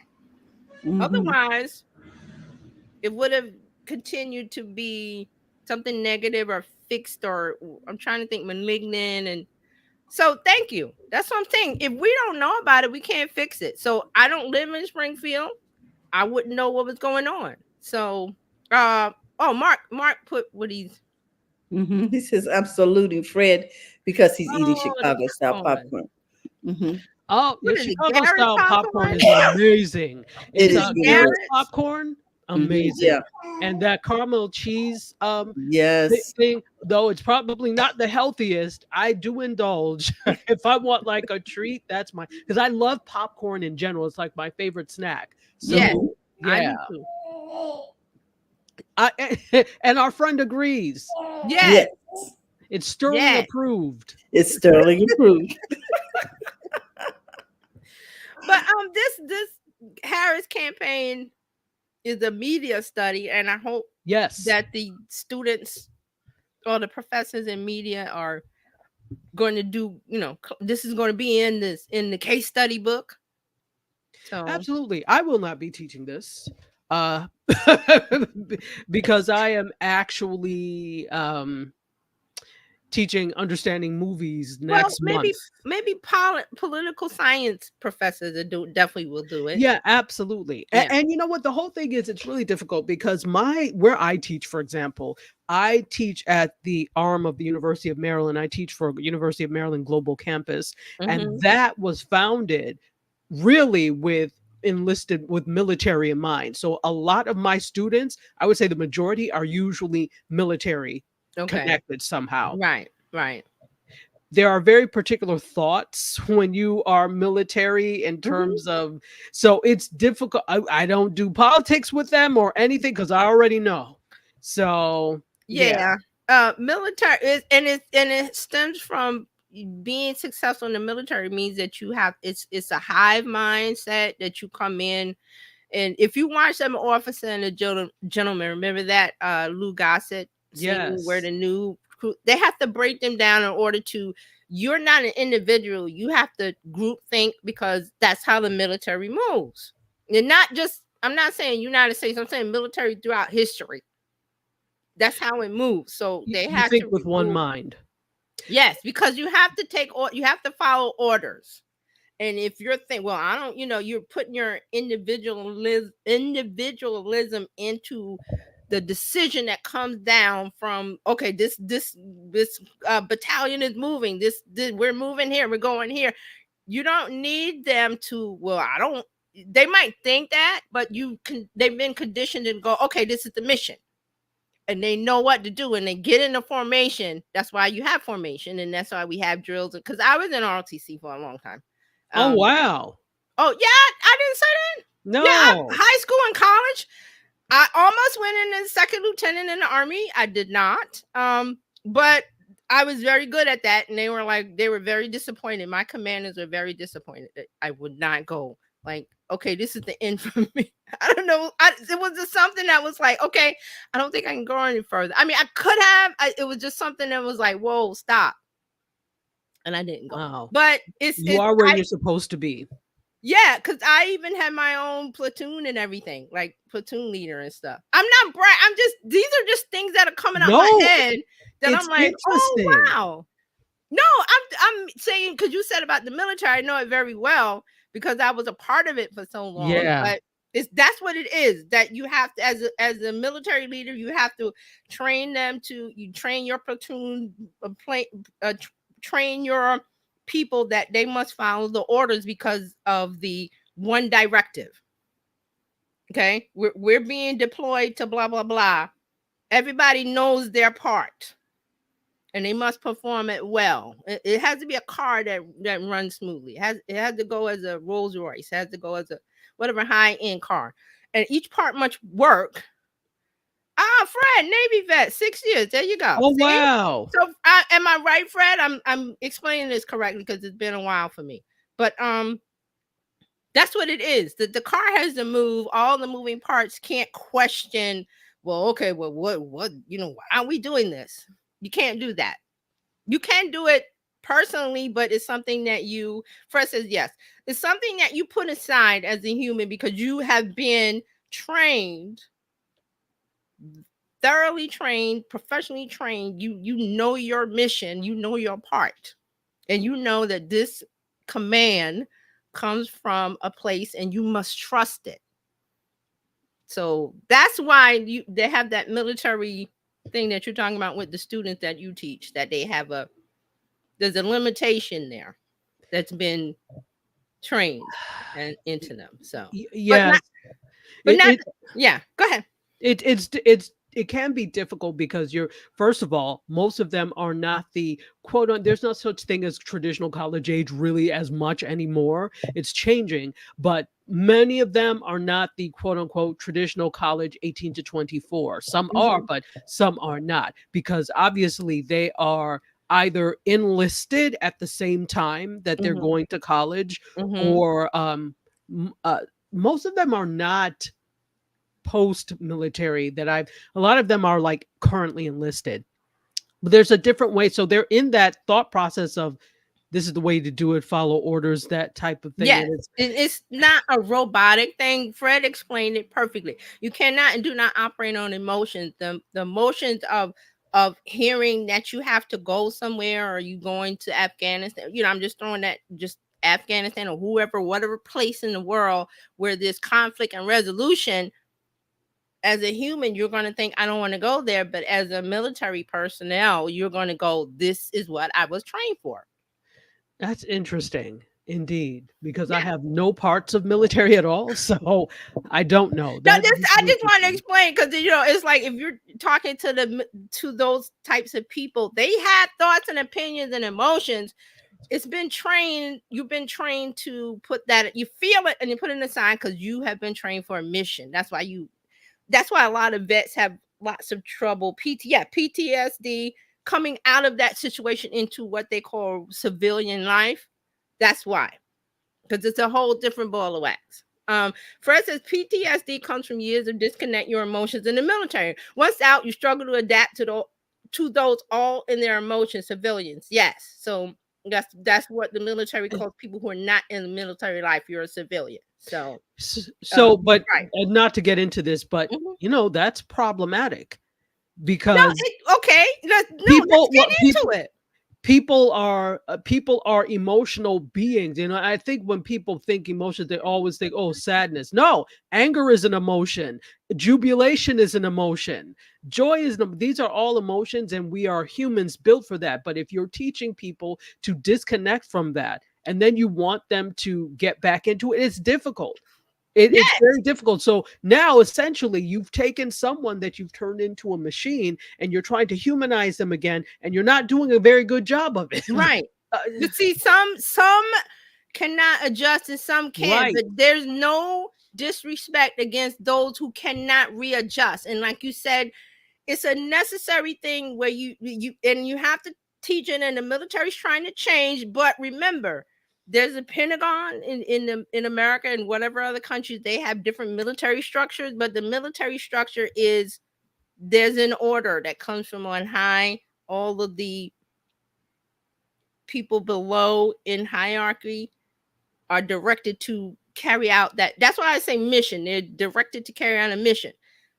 In the case Exactly. of America, is to protect Americans. Absolutely. That's the directive. Fred says you never fully adapt. I've been out for 20 plus years. I joke with people and saying I'm struggling with this human side. See, it's a necessary thing until we get to the part where we can have robots that do this, which they're working on. This is what happens. Fred says police, athletics, and many others go through the same thing. Yes, it's conditioning training is Could the word hold I on want to just a use, right, second. Fred? Could you keep it Mhm. going for I forgot to bring my charger. So Oh, hold on. okay, go Just need ahead. to plug up. I'll be right So back. am I using the right term, Fred? It's conditioning training because you're bringing up police, athletics, and this is why you have a crossover between military and police. A lot of ex-military um, personnel go into police. That's why you have the crossover. That's why there's some of the issues with policing departments in America because they have taken that military training over to the police. Whereas in the police, especially in New York, we have different departments where there are people that deal with the community. So they're learning how to take that and use it to deal with the community. Fred said I played football, was in the military. Yes, it's conditioning. Yes, you're conditioned. And think about why we have a police force, or say they call them safety officers now. Excuse me. They call them safety officers now because it's about community safety. But a lot of them are coming over with the military mindset and applying that because it has similar feels. Police in the Army, Marines are SWAT, Navy, the fire department. See, so it's a lot of conditioning. And I'm glad Fred is bringing up the athletics and the police because it's conditioning. You are an athlete, you're on a team, you're not an individual. You're in the police, you're a part of a team. It's I hate to say, a gang mentality, of a group mentality, group think, because you have to Wow. protect the group. The group has to be protected. Think of, that's why I say hive mentality, a queen bee, all of the worker bees protect the queen. It's all of that tying in. And if you're not a part of these athletic teams or police, safety officers groups, or military, you're not going to understand it. So there's a Okay. lot of that. Well, thank you. I'm back. Lots of So I lots mean, of and all of interesting that came things. from, I'm like, okay, because you said about the military. I'm like, I understand why they think. They have thoughts, they have emotions, they have personal things, but they've learned to push them down a little, some to the detriment of themselves and not being able to come out. Like Right. Fred said, Wow. Fred is bringing it in. Wow. Fred has another one. He says there's a mental health crisis arising in college athletics as more NIL and things roll in. See, it's because of you must move as a unit. You cannot be an individual. You don't win basketball games, football games by being an individual. You see that in sport and professional sports where there's a star player, but it's still they go through camp, they go through training. All of that is to move as a unit, as a team. Absolutely. Fred said this is why corporations hire military. Yes, it's very strategic thinking. It's very, you think military is physical and shooting guns, but I was in the part where it was very strategic and reading maps and topography and stuff like that and strategizing. That's the part I was And in. that makes sense. The strategizing. I question sometimes though when everything is all strategy and humanism is not part of it. That's why we have issues with Right. corporations acting the way they Yes. do. Now that's not everybody, Right. but It's not because they try to everybody. run things and it's from a strategy standpoint to make money, you've forgotten that people are even the reason you're in business. Yeah. So, And oh, Fred athletes says, do not remember they're yeah. human until they're And hurt. real Exactly. quick to tie this into what happened to Tua last week about the concussions and stuff, that he had so many, and people are telling him to stop. It's because you're conditioned to keep going. Right, and you're seen as weak if you don't continue to go, Yes, even if you're hurt. there's physical, psychological, emotional elements in there as to why somebody doesn't stop after 3, 4, 5 concussions. Or there's a lot to play in there. So Right. again, we could get deep into it, but that's I didn't want to, everybody that's watching. Sorry. Yeah, no, absolutely, absolutely. Sorry. So I want to get in a few more stories here before Yes. we go. So let's talk a little bit about Shogun. I know you said you are watching Shogun, and Yes, I'm on episode 3. I think I'm thinking okay, episode okay. 3. Now, So Shogun has made history. Now, you know the Emmys were a few days ago. They made mhm. history with a record 18 Emmy wins. Wow, I didn't know it was that many. 18, right? Because they had the Creative Arts Emmys that happened the Mhm. week before. So they Mhm. racked up there. And then when they had the general Emmys, they racked up there as well. So they they've been doing some things. So for those of you who are not familiar with Shogun, it's a series on FX that is a samurai series. Mhm. And it already held the record for the most wins by any show in a single year. They got Mhm. 14 trophies at the Creative Arts Emmys Right. last week. Right. And they further cemented their reign by racking up the additional at And the Emmys. real quick, this is the second I want to say version or second telling of Yes. it. It was done in the It was 80s, done in the right? 80s. Okay. It was done in the 80s. I think I remember it when I Yeah. was young, I that don't it was think I done in the watched it. 80s. And I there's a didn't watch book, it. I didn't care. James Clavell. There's a book, and Yes, yeah. So I was like, historical dramas. I'm there. absolutely. So you can't watch too many remakes. Fred, Oh, I I can't feel watch you. too many I remakes. feel Well, it's you. been a while, Fred. So Yeah, there's a little bit of time there. yeah, So anyway, this is interesting because it's not just historic for the show, but it also is historic for the two actors involved in the show. Hiroyuki Sanada and Mhm, Anna Sawai are the mhm. first Japanese actors to ever win Emmys. If it's the two, I think yeah.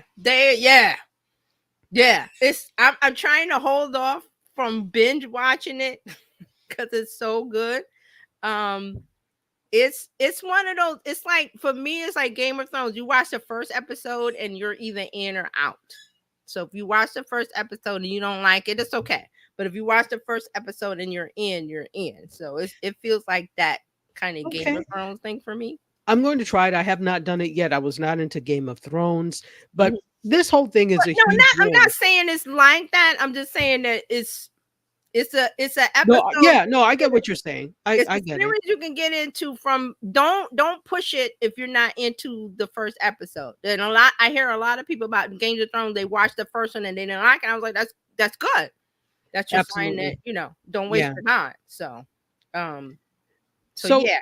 so this is a huge win actually for FX, and remember FX is owned by Disney. That's their parent Yeah. company. Mhm. Because this series is very expensive and it took almost 10 years to bring it to fruition, and at Really? first, yeah.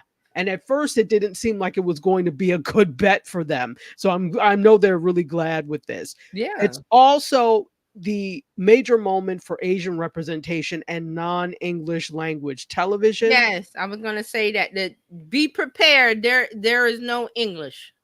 It's Yes. all subtitles. It's all subtitles. Yeah. So this is huge because let's just say it. Americans are very lazy when it comes to wanting to read subtitles and stuff. I'm not trying to read subtitles. I'm like, but a lot of the best movies are actually in foreign languages, and that just to me shows your unwillingness to deal with anything that is not English, which to me is Yeah. despicable. You could say what you want about me. I think it's despicable. How dare Yeah. you not want to learn about other languages unless you have something that impedes you from reading, like you have some sort of disability. Stop being lazy. read the subtitles. Agreed. Fred, I put up about it was an expensive production, no AI. I'm not sure. Might have been Um, some AI, maybe. I don't know. Usually with it's really difficult with period dramas or period pieces in general to incorporate AI. AI is good, but it's not at that point yet Right. where it can start replicating things and looking real. And what happens is what you do, and I noticed this with, and this was a period piece. Mhm. Uh what is it? It was on Netflix. She's a chess player. The You know what I'm queen something? Queen something, yes. Why can't I Queen, remember the it? We queen's did a moves, the queen's The Queen's Gambit. yes, that was it. So I loved the Queen's Gambit. That I was thought it good. was really well done. But here's the thing: when she went to go, I don't know if you remember the scene, but she went to go to a tournament in Russia, and they Mhm. had the Kremlin and all of those things there. They were not in Russia, and it was all CGI, right? Oh, okay. I didn't know Generated. that. Yeah, it was CGI. I Okay. was like, this is CGI. You could tell. Now, granted, the Queen's Gambit, that's like at least 3 years old now at Yes. this point, and we've made some inroads, but AI and CGI is not at that point yet where it can look seamless and you think, oh, this is there, Right. especially up against real humans. Yeah. So I think it would have been hard because this is more of a Asian environment, Asian scenes and backdrops, and so you have to be very specific. You would have to be a heck of a prompt engineer to be able to yeah. No, replicate I some don't. stuff. It's not So ready. No, AI is not ready for that no. yet. So Fred. yes, it was very expensive. And so here's the thing. There was another Asian show that did very well, and we're talking about Squid Game over on Netflix, and it was nominated in 2022, but it lost to HBO's Succession. Okay. So, yeah, so it's not this is not our first time at the Game of Thrones. Yeah. We've been here before with Asia, but it's interesting. So Sanada said this when he arrived on stage to accept his Emmy, that he, quote, felt the weight of the moment and what it all means historically. He's actually one of Japan's few top actors that has crossed over to Hollywood in a major way. He started now, even though to look at him you wouldn't know, but he started as a child actor nearly 60 years ago. Really? He looks hecka young. It's good genes. So yeah, he started apprenticing under local screen legend Sonny Chiba, and he said that his best actor win also made him think about all his peers and teachers who have taught him since he was a child. So I think this is really great. It means a lot. But what I don't like is often these things happen. We keep making people of color, we keep making firsts, and then it's a one-off. And then you don't see it again for years. And then we get Yeah. the stories of this is the first best actor nomination since 19.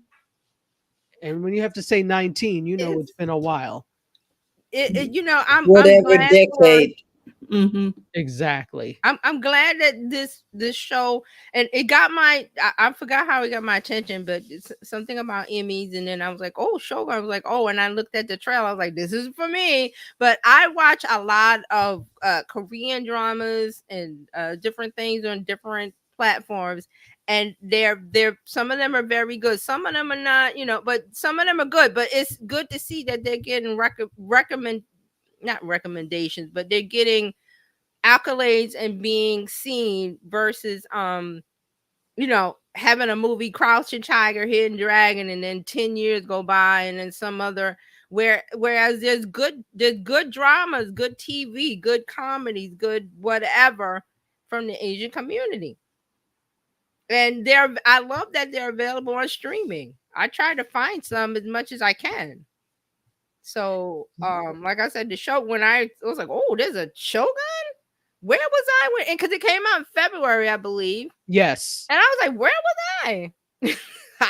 It wasn't on my radar, but I'm watching it now, so it's good. So, and Fred says, well, Fred, the Godzilla was actually shot in Japan. The old Really? movies were shot in Japan, I believe. Wow. Yeah, if we're talking about the original ones, the original, those were shot in Japan, if I'm not mistaken. So yeah, do I think Emmy, or do we think Emmy nominations and wins aligned to political movements? Well, it's the Emmys, the Grammys. There's a lot of game playing in the industry and stuff. So who knows what's going on?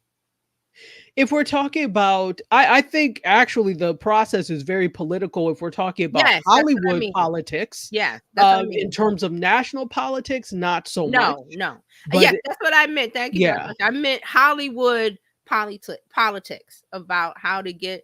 But for me, I was just like the Emmy. Hearing that it was Emmy nominated was just an attention getter for me to draw me to the trailer, and the trailer lets me know if I want to watch it. So I wasn't really like, oh, this is Emmy nominated. It's just like a interesting, this is an Emmy nominated. Let me go find the trailer. That's how I look at it, like the trailer. Okay, and let me watch a little bit. But there's a lot of people that will go, okay, well, it's award winning, and I'm like, well, that's not a good indicator of a good story or a good production, or good, because there's lots of good shows and movies that don't get nominated or don't win. It's what I'm trying to say. Yeah, indeed. There's good stuff out there. You have to search for it, and like Dr. says, don't let the subtitles of any movie or any piece of media stop you. A good story is a good story. Good story is a good story. Okay, well, I do have some more stories. Hey, Let's go. let's talk a little bit about Wendy Williams, since we talked about a biopic coming with, or biographical series coming with Diddy. Did anybody watch the Wendy Williams story? I think I did. Was this the movie on Lifetime? Not or the was- movie, not the Oh, Lifetime movie, okay. but the Like the actual documentary that she The Yes. one did. is this the one where they were actually filming her and she was Yes. in the car and Yes. What telling you talking about? Yeah, I saw some she of told that. her assistant to go in the store or something. Something like Yes. I think I watched it. Okay, I watched all of it. Okay. I was not. I'm like, who signed off on this? Because it's clear she's struggling. So Yes. who said that this was okay? And she has some mental challenges. Cognitive issues that came out in I would like to say is I've been watching Wendy a long time. She's been on the radio in New York for years, so I've been since then. This, if Wendy was cognitive, this would not have seen the light of day. No, that's what just from me just knowing, like following her and know she was very protective of her image. So it's like Dr. Tati said, who approved this? It wasn't her. So if she was in her right mind, it would have been. She may have agreed to a documentary, but it would have been but a not very yes, it different wouldn't documentary. be that. Yes. And here's the thing: would people have cared if she was in her right mind? No, they only care because she's crumbling. She's dealing with They want to see the cognitive. train wreck. Yeah, Want to see exactly. the car wreck. Yes, like the Diddy thing. They want to see the Exactly. salacious things happen. So yes, exactly. Yeah. So Wendy Williams' guardian, who is Sabrina Morrissey, has filed a complaint against A&E Television Network, Lifetime Entertainment Services, E1 Productions, Creature Films, and the executive producer of the project, Mark Ford, in the New York Supreme Court on Monday, which was September 16th. And she is accusing them of exploiting the talk show star. Apparently, according to this, Morrissey tried to stop the documentary from airing before it came out. It premiered on February 24th. It seems like it was last year, but it was just beginning of this year. But she was unsuccessful. And the complaint says this: as is patently obvious from the very first few minutes of the program itself, Wendy Williams was highly vulnerable and clearly incapable of consenting to being filmed, much less humiliated and exploited. And it's a 75-page complaint. Also, quote, when The Guardian discovered that the defendant's true intentions were to portray Wendy Williams as a in a highly demeaning and embarrassing manner, she immediately sought to protect and preserve her dignity. But the defendants fought to move ahead without a valid contract and released without the Guardian's consent. So the complaint is also arguing that the network and defendants exploited Williams and should be held responsible for covering her medical care and supervision for the remainder of her life. What? Yes. Quote, not surprisingly, the public reacted with disgust and revulsion at the defendant's blatant and vicious exploitation of Wendy Williams by willfully taking advantage of a severely impaired, incapacitated person. Defendants have made millions on Wendy Williams' back, while Wendy Williams has received a paltry $82,000 from the documentary. This is what the complaint is alleging. This is what they are alleging. So this is from Wendy's Guardian? Yes. Right now? Yes. Okay. And from what I have been reading and remembering is that the Guardian is in control of all her funds. Well, the funds, right, the money and the health decisions as well. Right. And there was something about her bank, Wells Fargo, something about money because the son is trying to get money. So I'm like, why is this lawsuit saying that they are responsible when you're the guardian? And you're responsible for somebody had to be responsible. It feels like some people are just dropping the ball and well, I'm not somebody has to be. It feels like something is not right here. That's what it feels like. And another part of it is that the family should have been in charge but wasn't, but there must have been some legal directive where they weren't. And again, we're not going to get the details of that. Exactly. But something, I don't know, is something because the family is now her family, her sister, and I think her sisters and her niece or something. They're trying to fight to get control. But I was like, there must be some kind of directive. I don't know, but there's a lot of personal things behind the scenes here. But the Guardian bringing this lawsuit saying, well, you should have done this. No, aren't you the Guardian Yeah, legally? what is not clear here is if you were vehemently against this not only coming out but her taking part in this, why didn't you stop it? That's what I'm saying. You're the Guardian. You're the legal. You could stand in front and say, okay, camera stop rolling. You can't. So you didn't do that. Okay, but the cameras were rolling. Say the cameras were rolling when she was cognitive, but now clearly she's not during the filming of. The Guardian is supposed to step in and do things legally. That's what Right. I'm trying to understand. Why are you now going? Well, you did that. No, you're the legal guardian.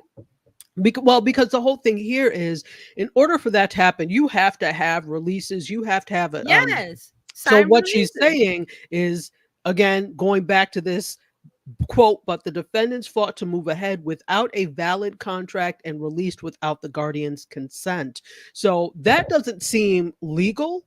Somebody somewhere signed something, and if she's under guard, and see, this is what I need to see. Was she placed, because this guardianship is court ordered? Yes, it's court Was ordered. she under the guardianship before I don't think this was so. made, I or don't. after? I don't think so. I'm thinking that this may be something that Wendy decided before, and they went with it because okay, we got the paper signed when she was Right. cognitive.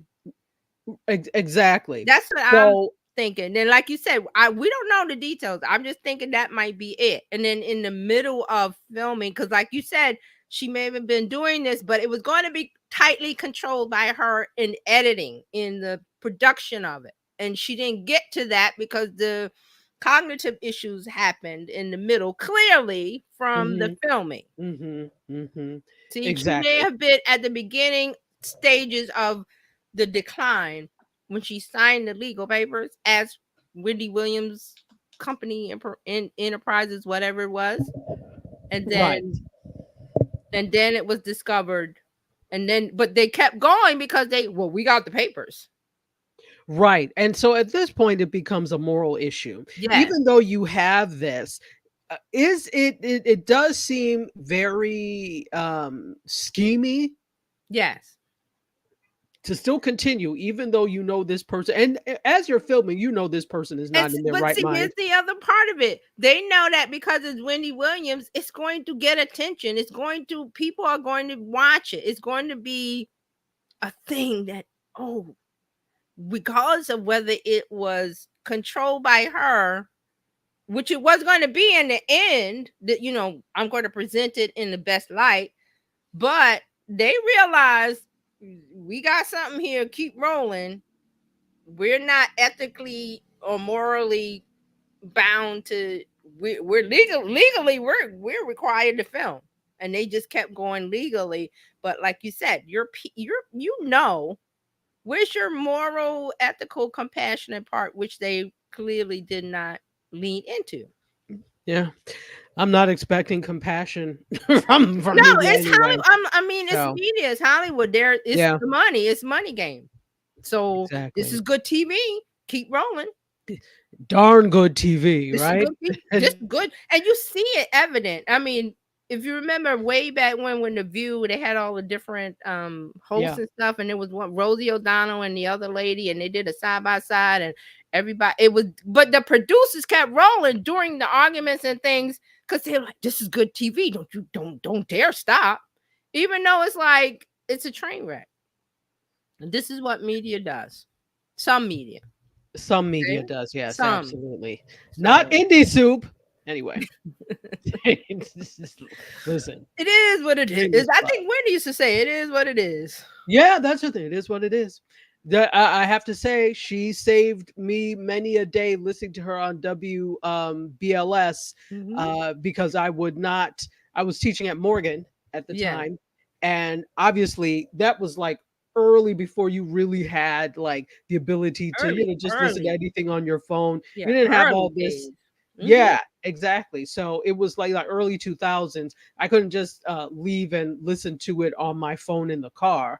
Right. So I had And to here's the interesting thing, real quick, about the whole Diddy went, because people were saying if she was, cognitive, that this would have been her time, because she had called this out years before yes, with Diddy. yes. So, She's been again, calling out people's foolishness for years. I'll oh just yeah, say for a that. long time. I mean, hey, the infamous Whitney interview on the radio. I remember hearing it live. Everybody was like, Whitney Houston. So it might be Exactly. on YouTube somewhere. So, Well, let's go on for a few more yeah. stories. Let's talk about Prime Video and Amazon MGM Studios. They are the first new members of MPA since Netflix joined in 2019. So that's the Motion Picture Association. So last month, Amazon said they would put 16 films in theaters annually by 2027. And today, the companies Prime Video and Amazon MGM Studios actually put their money where their mouth is, and they are now the seventh member of the Motion Picture Association. They're going to formally join on October 1st. And like I said, that's going to be the first addition to the group since Netflix came aboard 5 years ago. So currently, the other MPA members are Paramount Pictures, Sony Pictures, Universal Studios, the Walt Disney Studios, and Warner Brothers Discovery. Now, those are the ones that everybody was dealing with during the strikes. So whenever you heard them talk about the negotiations, it was with the MPA, the Motion Picture Association, which is made up of them. And now Amazon and Prime Video are going to be part as well. Okay. Of this. Yeah. So streaming is getting more into where the traditional spaces, which really cements the importance of streaming, I will say. So this is not their first time there. They've had some involvement with the MPA before because they were a governing board member of the membership group's Alliance for Creativity and Entertainment and their anti-piracy coalition since 2017. So very cool. Good for you. So I wonder what this will all mean. What we won't know until they actually formally join and see what's happening. All right. So let's talk a little bit about Spotify. Ooh. Spotify is looking to pay video creators and put shows on their platform. Really? Yes, because they're wanting to beef up the video catalog. And they're actually willing to pay up to 7 figures for this to happen. So, get your videos together, folks. So this is interesting. So they're looking to spend. Now, you heard, I think, last night when I was talking about this, and I gave the analogy of think about your favorite shop, favorite place you like to shop. Yeah. Maybe it's someplace expensive, like a Bergdorf Goodman. And you make your monthly trip to Bergdorf's because you just need to get some retail therapy in. You need a new pair of shoes, a bag. You need a suit. Right? You need a tie. But then your wallet, your bank account, and your significant other look at you like, okay, now. You spend thousands every month, and let's ease up on this spending. So that's basically what investors said to Spotify. Now, if you remember, they dumped all that money on Joe Rogan, the $200 million, right? They were spending in a lot of other places. They acquired Gimlet Media and Anchor. Remember? They made that acquisition. And that was because they were trying to cement themselves and get further into the podcasting space. Right. So they did all of these things. And they were spending money now. Investors were like, all right, ease off. So what did they do? So they began to push for efficiency. And what they did is they did some layoffs, significant layoffs. They merged the podcasting studios, and doing that increased their profitability. But they're ready to go back to Bergdorf again. And this time they're focusing on video. They are making offers that are reaching 7 figures, and they're encouraging video-oriented creators to distribute their shows on the platform in addition to YouTube. So they're really targeting YouTubers.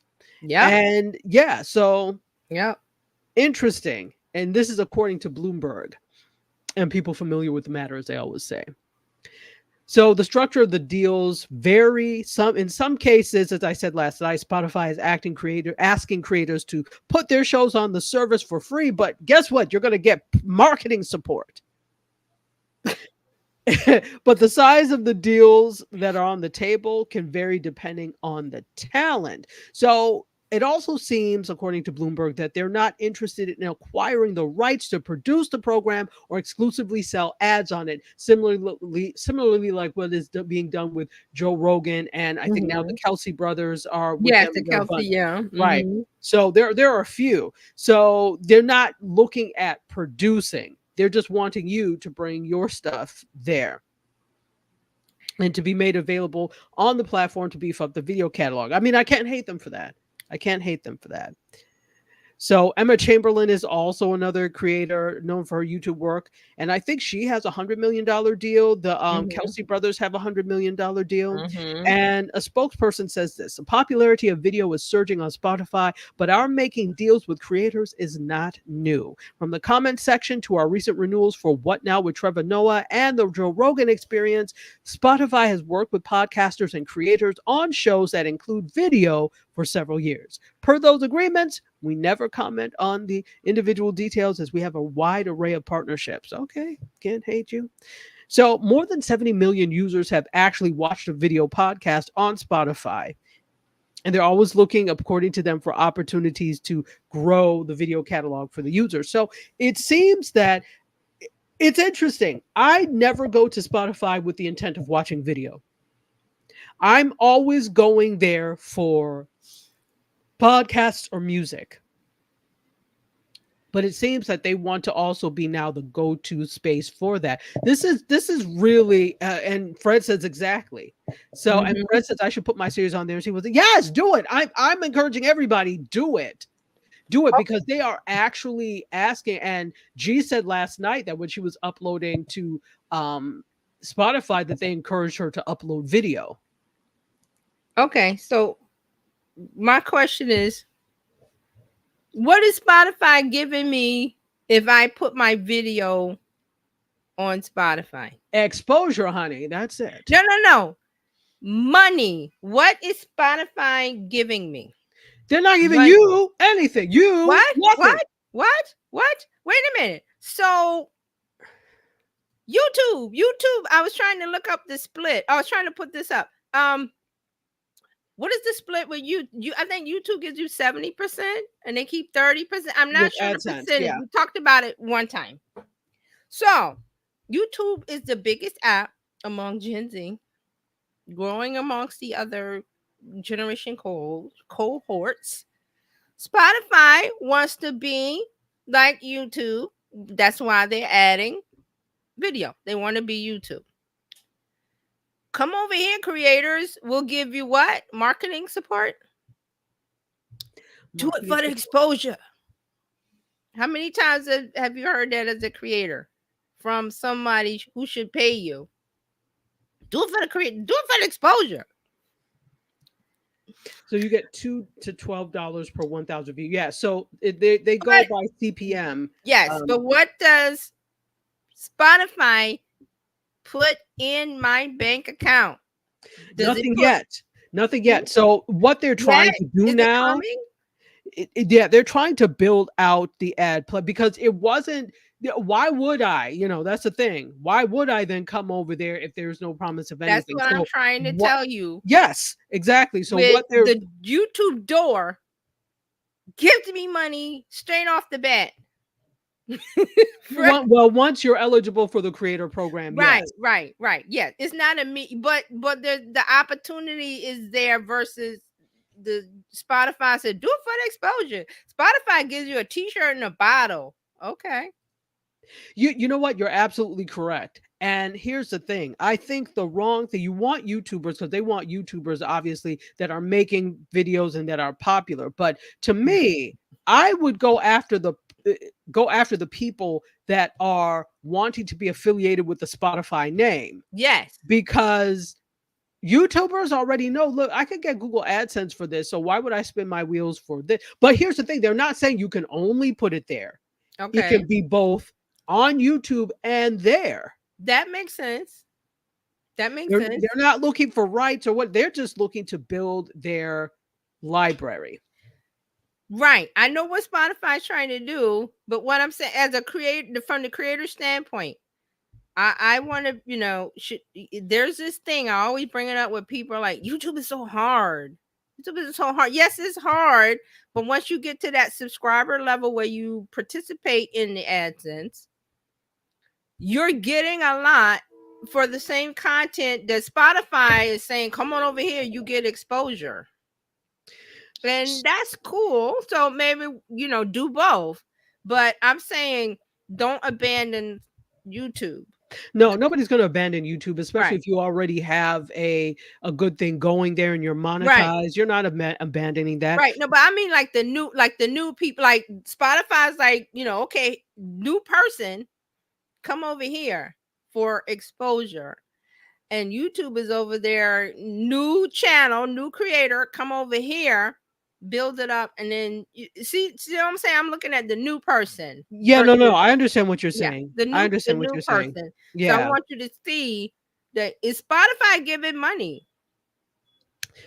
Did not. So again, Mhm. they are. This is what they say. We're ready to play in the digital advertising pool and compete for more than audio budgets.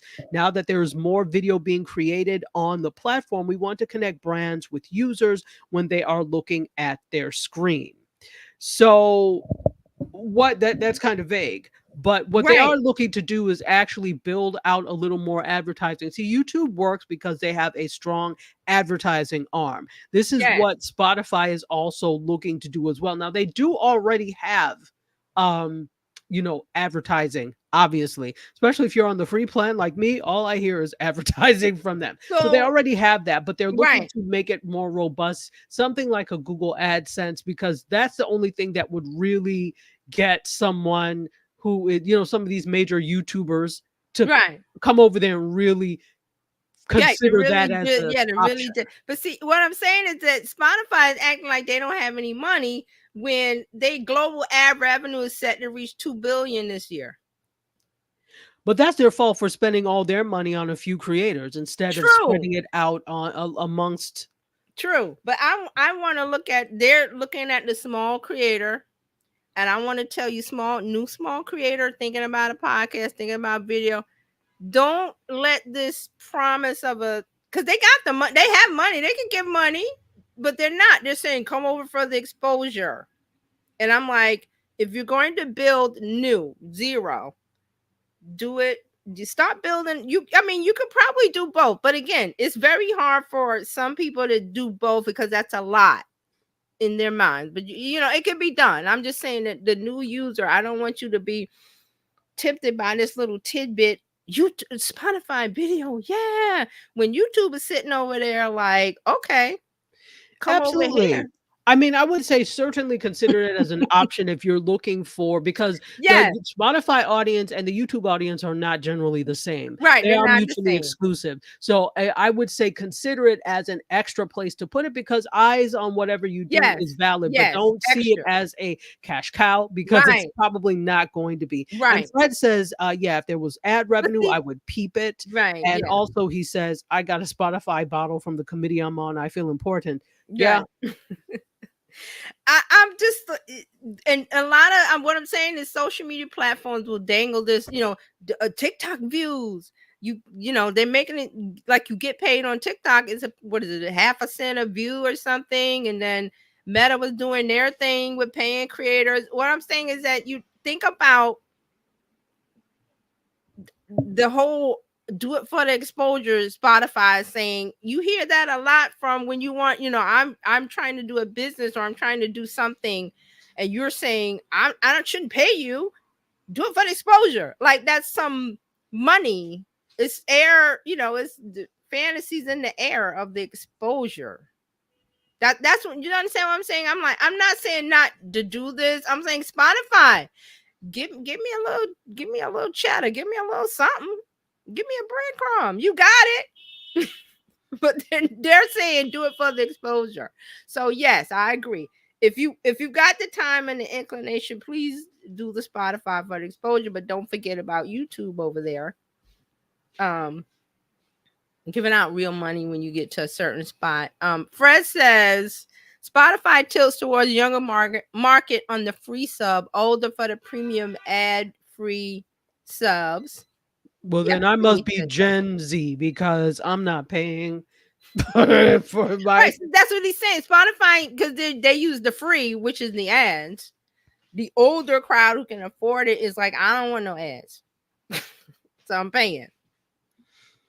But clearly, I agree with you that Spotify gave all their money to Joe Rogan and all these guys, and now they're saying they want to try the YouTube way of, small creator come over here and put it on for exposure, but you're paying Joe Rogan and all these dudes $100 million, all that money. Yeah, absolutely. So here's a paradox here now, and with my stuff with this, the paradox here is that, and this is for both Spotify and YouTube. So Spotify and YouTube, they're both they are the most used podcast platforms. Yes. And in terms of podcasting, YouTube accepts RSS feeds, which is cool because then you don't have to upload things, yourself. Right. But it doesn't support dynamic ads, meaning ads that will change. Mm-hmm. So if both, and then it's the same thing with Spotify and video. You can't do dynamic ads in the video. You have to do the baked in things that are there and they'll be there forever. Right. So this is what Bloomberg is saying. If the two biggest platforms get enough podcasters to do away with dynamic ads because the shows are on the service, this forces them to rely on both of those platforms' technology to scale. And then the whole thing of having an open podcast ecosystem could really erode. Does that make sense? No, it makes perfect sense. Yeah. So this is what they're saying and alleging. So interesting. This all would have implications for podcasters, ad agencies, networks, hosting providers, and Spotify competitors like Amazon's Wondery and SiriusXM. Okay. So this is interesting how technology is affecting all of this. I agree with it. So, but it's always good to have another place to put your content. It's just think about, okay, what Spotify is offering, which is these social media platforms don't want to give creators anything now. No, and we shouldn't honestly rely on them too. If we're using them as a space for our things, and we really are creating some great content for them, and they seem not to care because we're just building their arsenal of programming, right? But and not getting the return on investment. Whereas we talk about fan base a lot, which I love the idea, but the execution. Yeah. Exactly. So the point is that you cannot, in the current system, the way it is, this system was not intended to pay you to do. Guess what? It not even just this. When you look at anybody who is distributing or creating anything, and Fred can attest to this, there are very few places that are going to pay you to have you put your stuff on their platform. Right. Very few. Even in traditional media, you may make a deal or whatever for those types of things because they're acquiring content, but that's going to be a set amount. There's a set budget. And this is why it's interesting when people think, oh, I'm going to try and sell a show. My friend, they have a set budget. And unless your show stands out some way where they think it's not going to be you. And I hate to keep saying that because it feels like I'm dashing people's Hollywood No, you have dreams. to say it. You have to temper their expectations.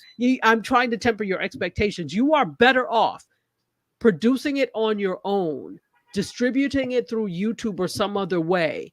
And all we have to do is look at Kev on stage and what he's been able to do.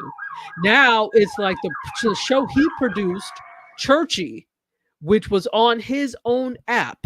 Mm-hmm. He grew an audience for that or whatever. Then I'm sure they pitched it to BET Mm-hmm. Plus, and now it's there. But Right. he already came with a built-in audience. And see, this is what people are looking He for. did the work. He did the work. And those of you who think, oh, yeah, well, I'm going to sell an idea. We're going to do this. Or we're just going to do like two. And it's interesting because the show that I was working on, it's like we had a pilot episode and then the second episode Right. that was produced. Great Right. stuff. But I'm like, that means when you're presenting that you don't have anything else but this. You may have guests lined up. You may have ideas for episodes, but all you have is this essentially. People want you to come with an entire produced package of X amount of shows Mm-hmm. to show that you have more skin in the game than just those two. Agreed. Fred says, so that's when you need exposure. Use Spotify to promote, but direct to YouTube or whatever platform. Agreed. Yep. Then he says, I tell people that your $300 camera will not make $3 million. You know what though? It might I agree not. and disagree with that, because this is the thing. We're talking in a world or assuming that people are wanting slickly produced content. Yes. And that's not always the case in this day and age. If you look at where most let me say most of the younger eyes are, it's on places like TikTok, and Yes. they don't care about the slickly produced Right. content. They Right. like it, but they like more the tricks and things that they could do with the effects in TikTok, etc. So for those people, those of us who may be buying the very expensive cameras and doing these things, that's not necessarily their jam. Now, I'm not saying that the movie industry is going to turn to TikTok style videos. No, Right. because there's still room for that slickly produced. Right. And this is why the Nigerian film industry works so well. It Mhm. wasn't slickly produced, but it was copious amounts of it, and it was interesting stories. Right. So they didn't have the greatest production when they first started, and now it's getting better. But the thing is, they had an audience, they had the stories, and people will forgive bad those types of things. So yeah, I don't know. Maybe there is a thing. And Fred says, well, people trying to sell to Hollywood, you can grind yourself online and push it, but people are dreaming that Hollywood and give them 3 million. Now, I agree with that, but then I always talk about the creator economy, where what Dr. Tachi said, that the younger generation is used to TikTok, get ready with me, stuff that's not a production of a Cosby show or a show on net. Listen, and also we're in a creator economy where it's not about getting Hollywood to buy you. And we talked about that with the Black Lady sketch show, that whatever's going on with there. And I'm like, for some reason you want Hollywood dollars when there's dollars over here from the smaller area, company, individual, or whatever, where you make that, like Dr. Chachi said, you build it and you make your own. And maybe you do like Kev on stage and sell it to BET or what. But that shouldn't be your end goal. Your end goal should be, like she said, about telling a story, connecting with an audience, being good at what you're doing, whether it's slickly produced or not. It doesn't have to be that. Because you can get somewhere. You can start with a $300 camera. You don't know where you're going to end up, is my thing.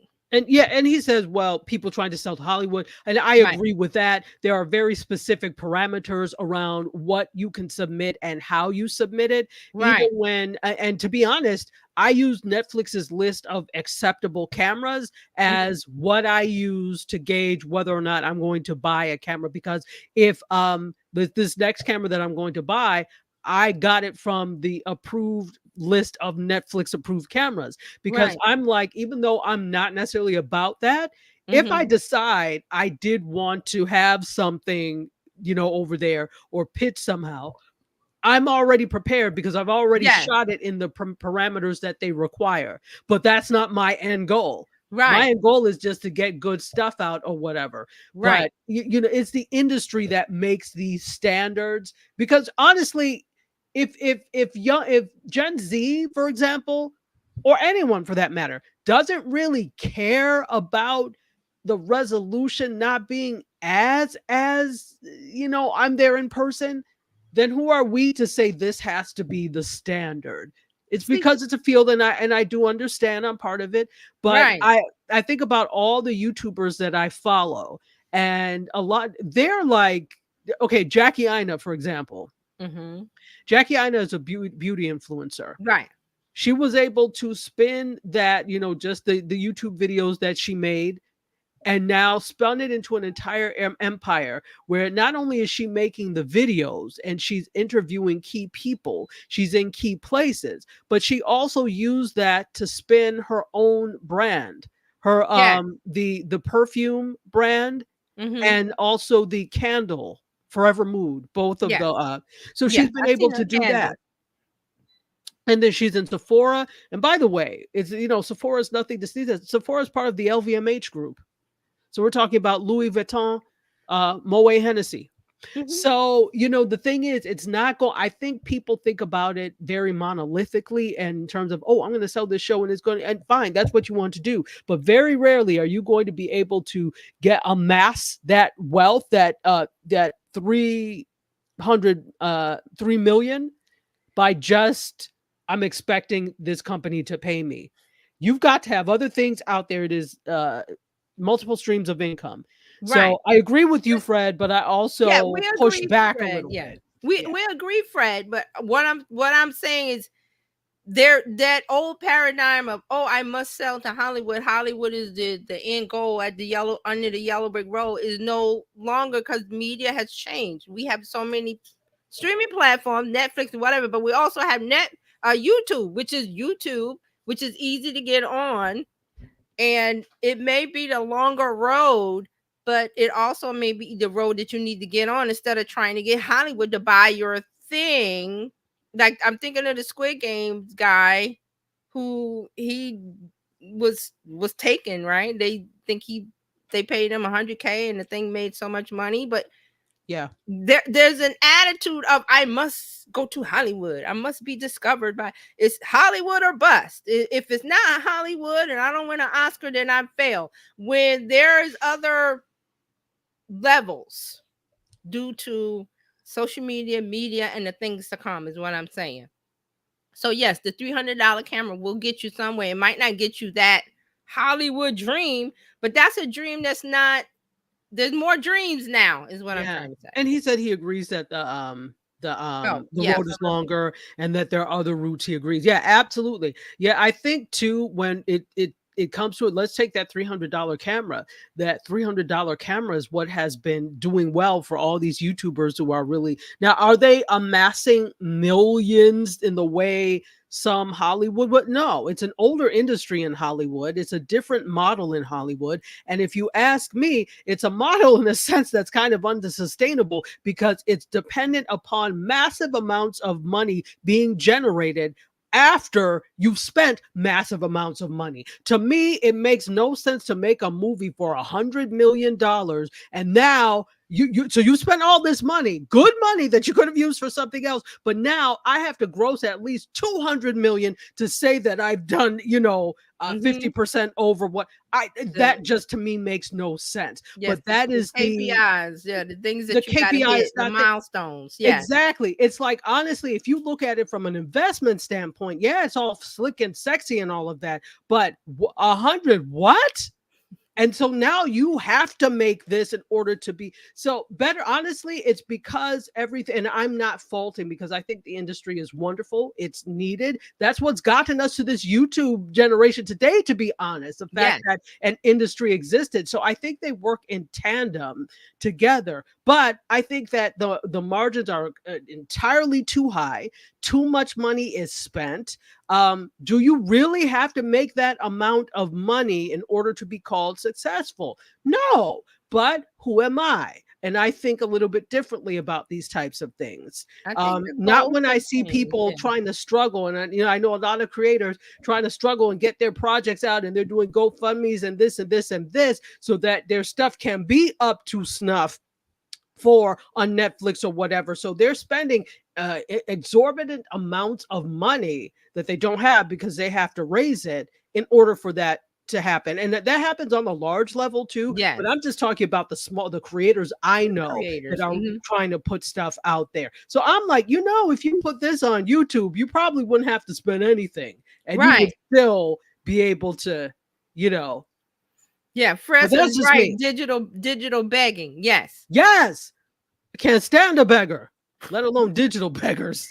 See, and that's what I have for you today. I'm done. That's my stuff. So one more thing about what we're talking about is that there's the idea of, like Fred said, the digital begging. People think and is really in podcast world. I'm going to do everybody's doing a podcast because I'm going to get Joe Rogan money, or I'm going to get this, I'm going to get that.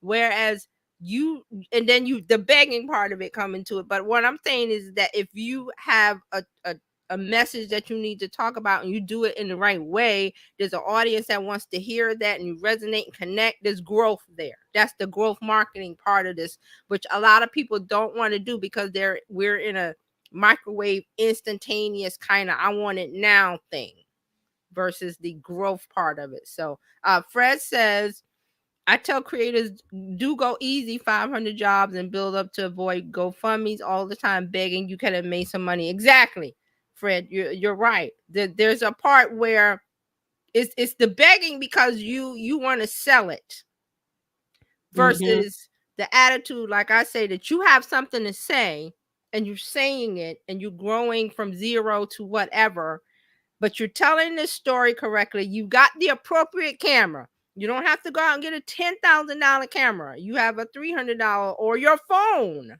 but you're telling the story correctly. Risa Tisa, and even though she's got a deal with the TV show, what I mean is that she captivated with a story and used TikTok and used her phone. She didn't have a 10K camera and a set and a this and a that. That's not how the creator economy works. So it goes different ways. I think I said this week about it being like an octopus with all the arms. There's so many ways to go with this, and we're still discovering the paths and the ways. Is what I want to say. So you can have the $300 camera, you can have the 10K camera, you can have the get ready with me, you can have the sleekly produced, you can have the not what am I trying to say, that this, it's not produced, it's just real and raw. All of those things work, but the key is it has to hit with an audience.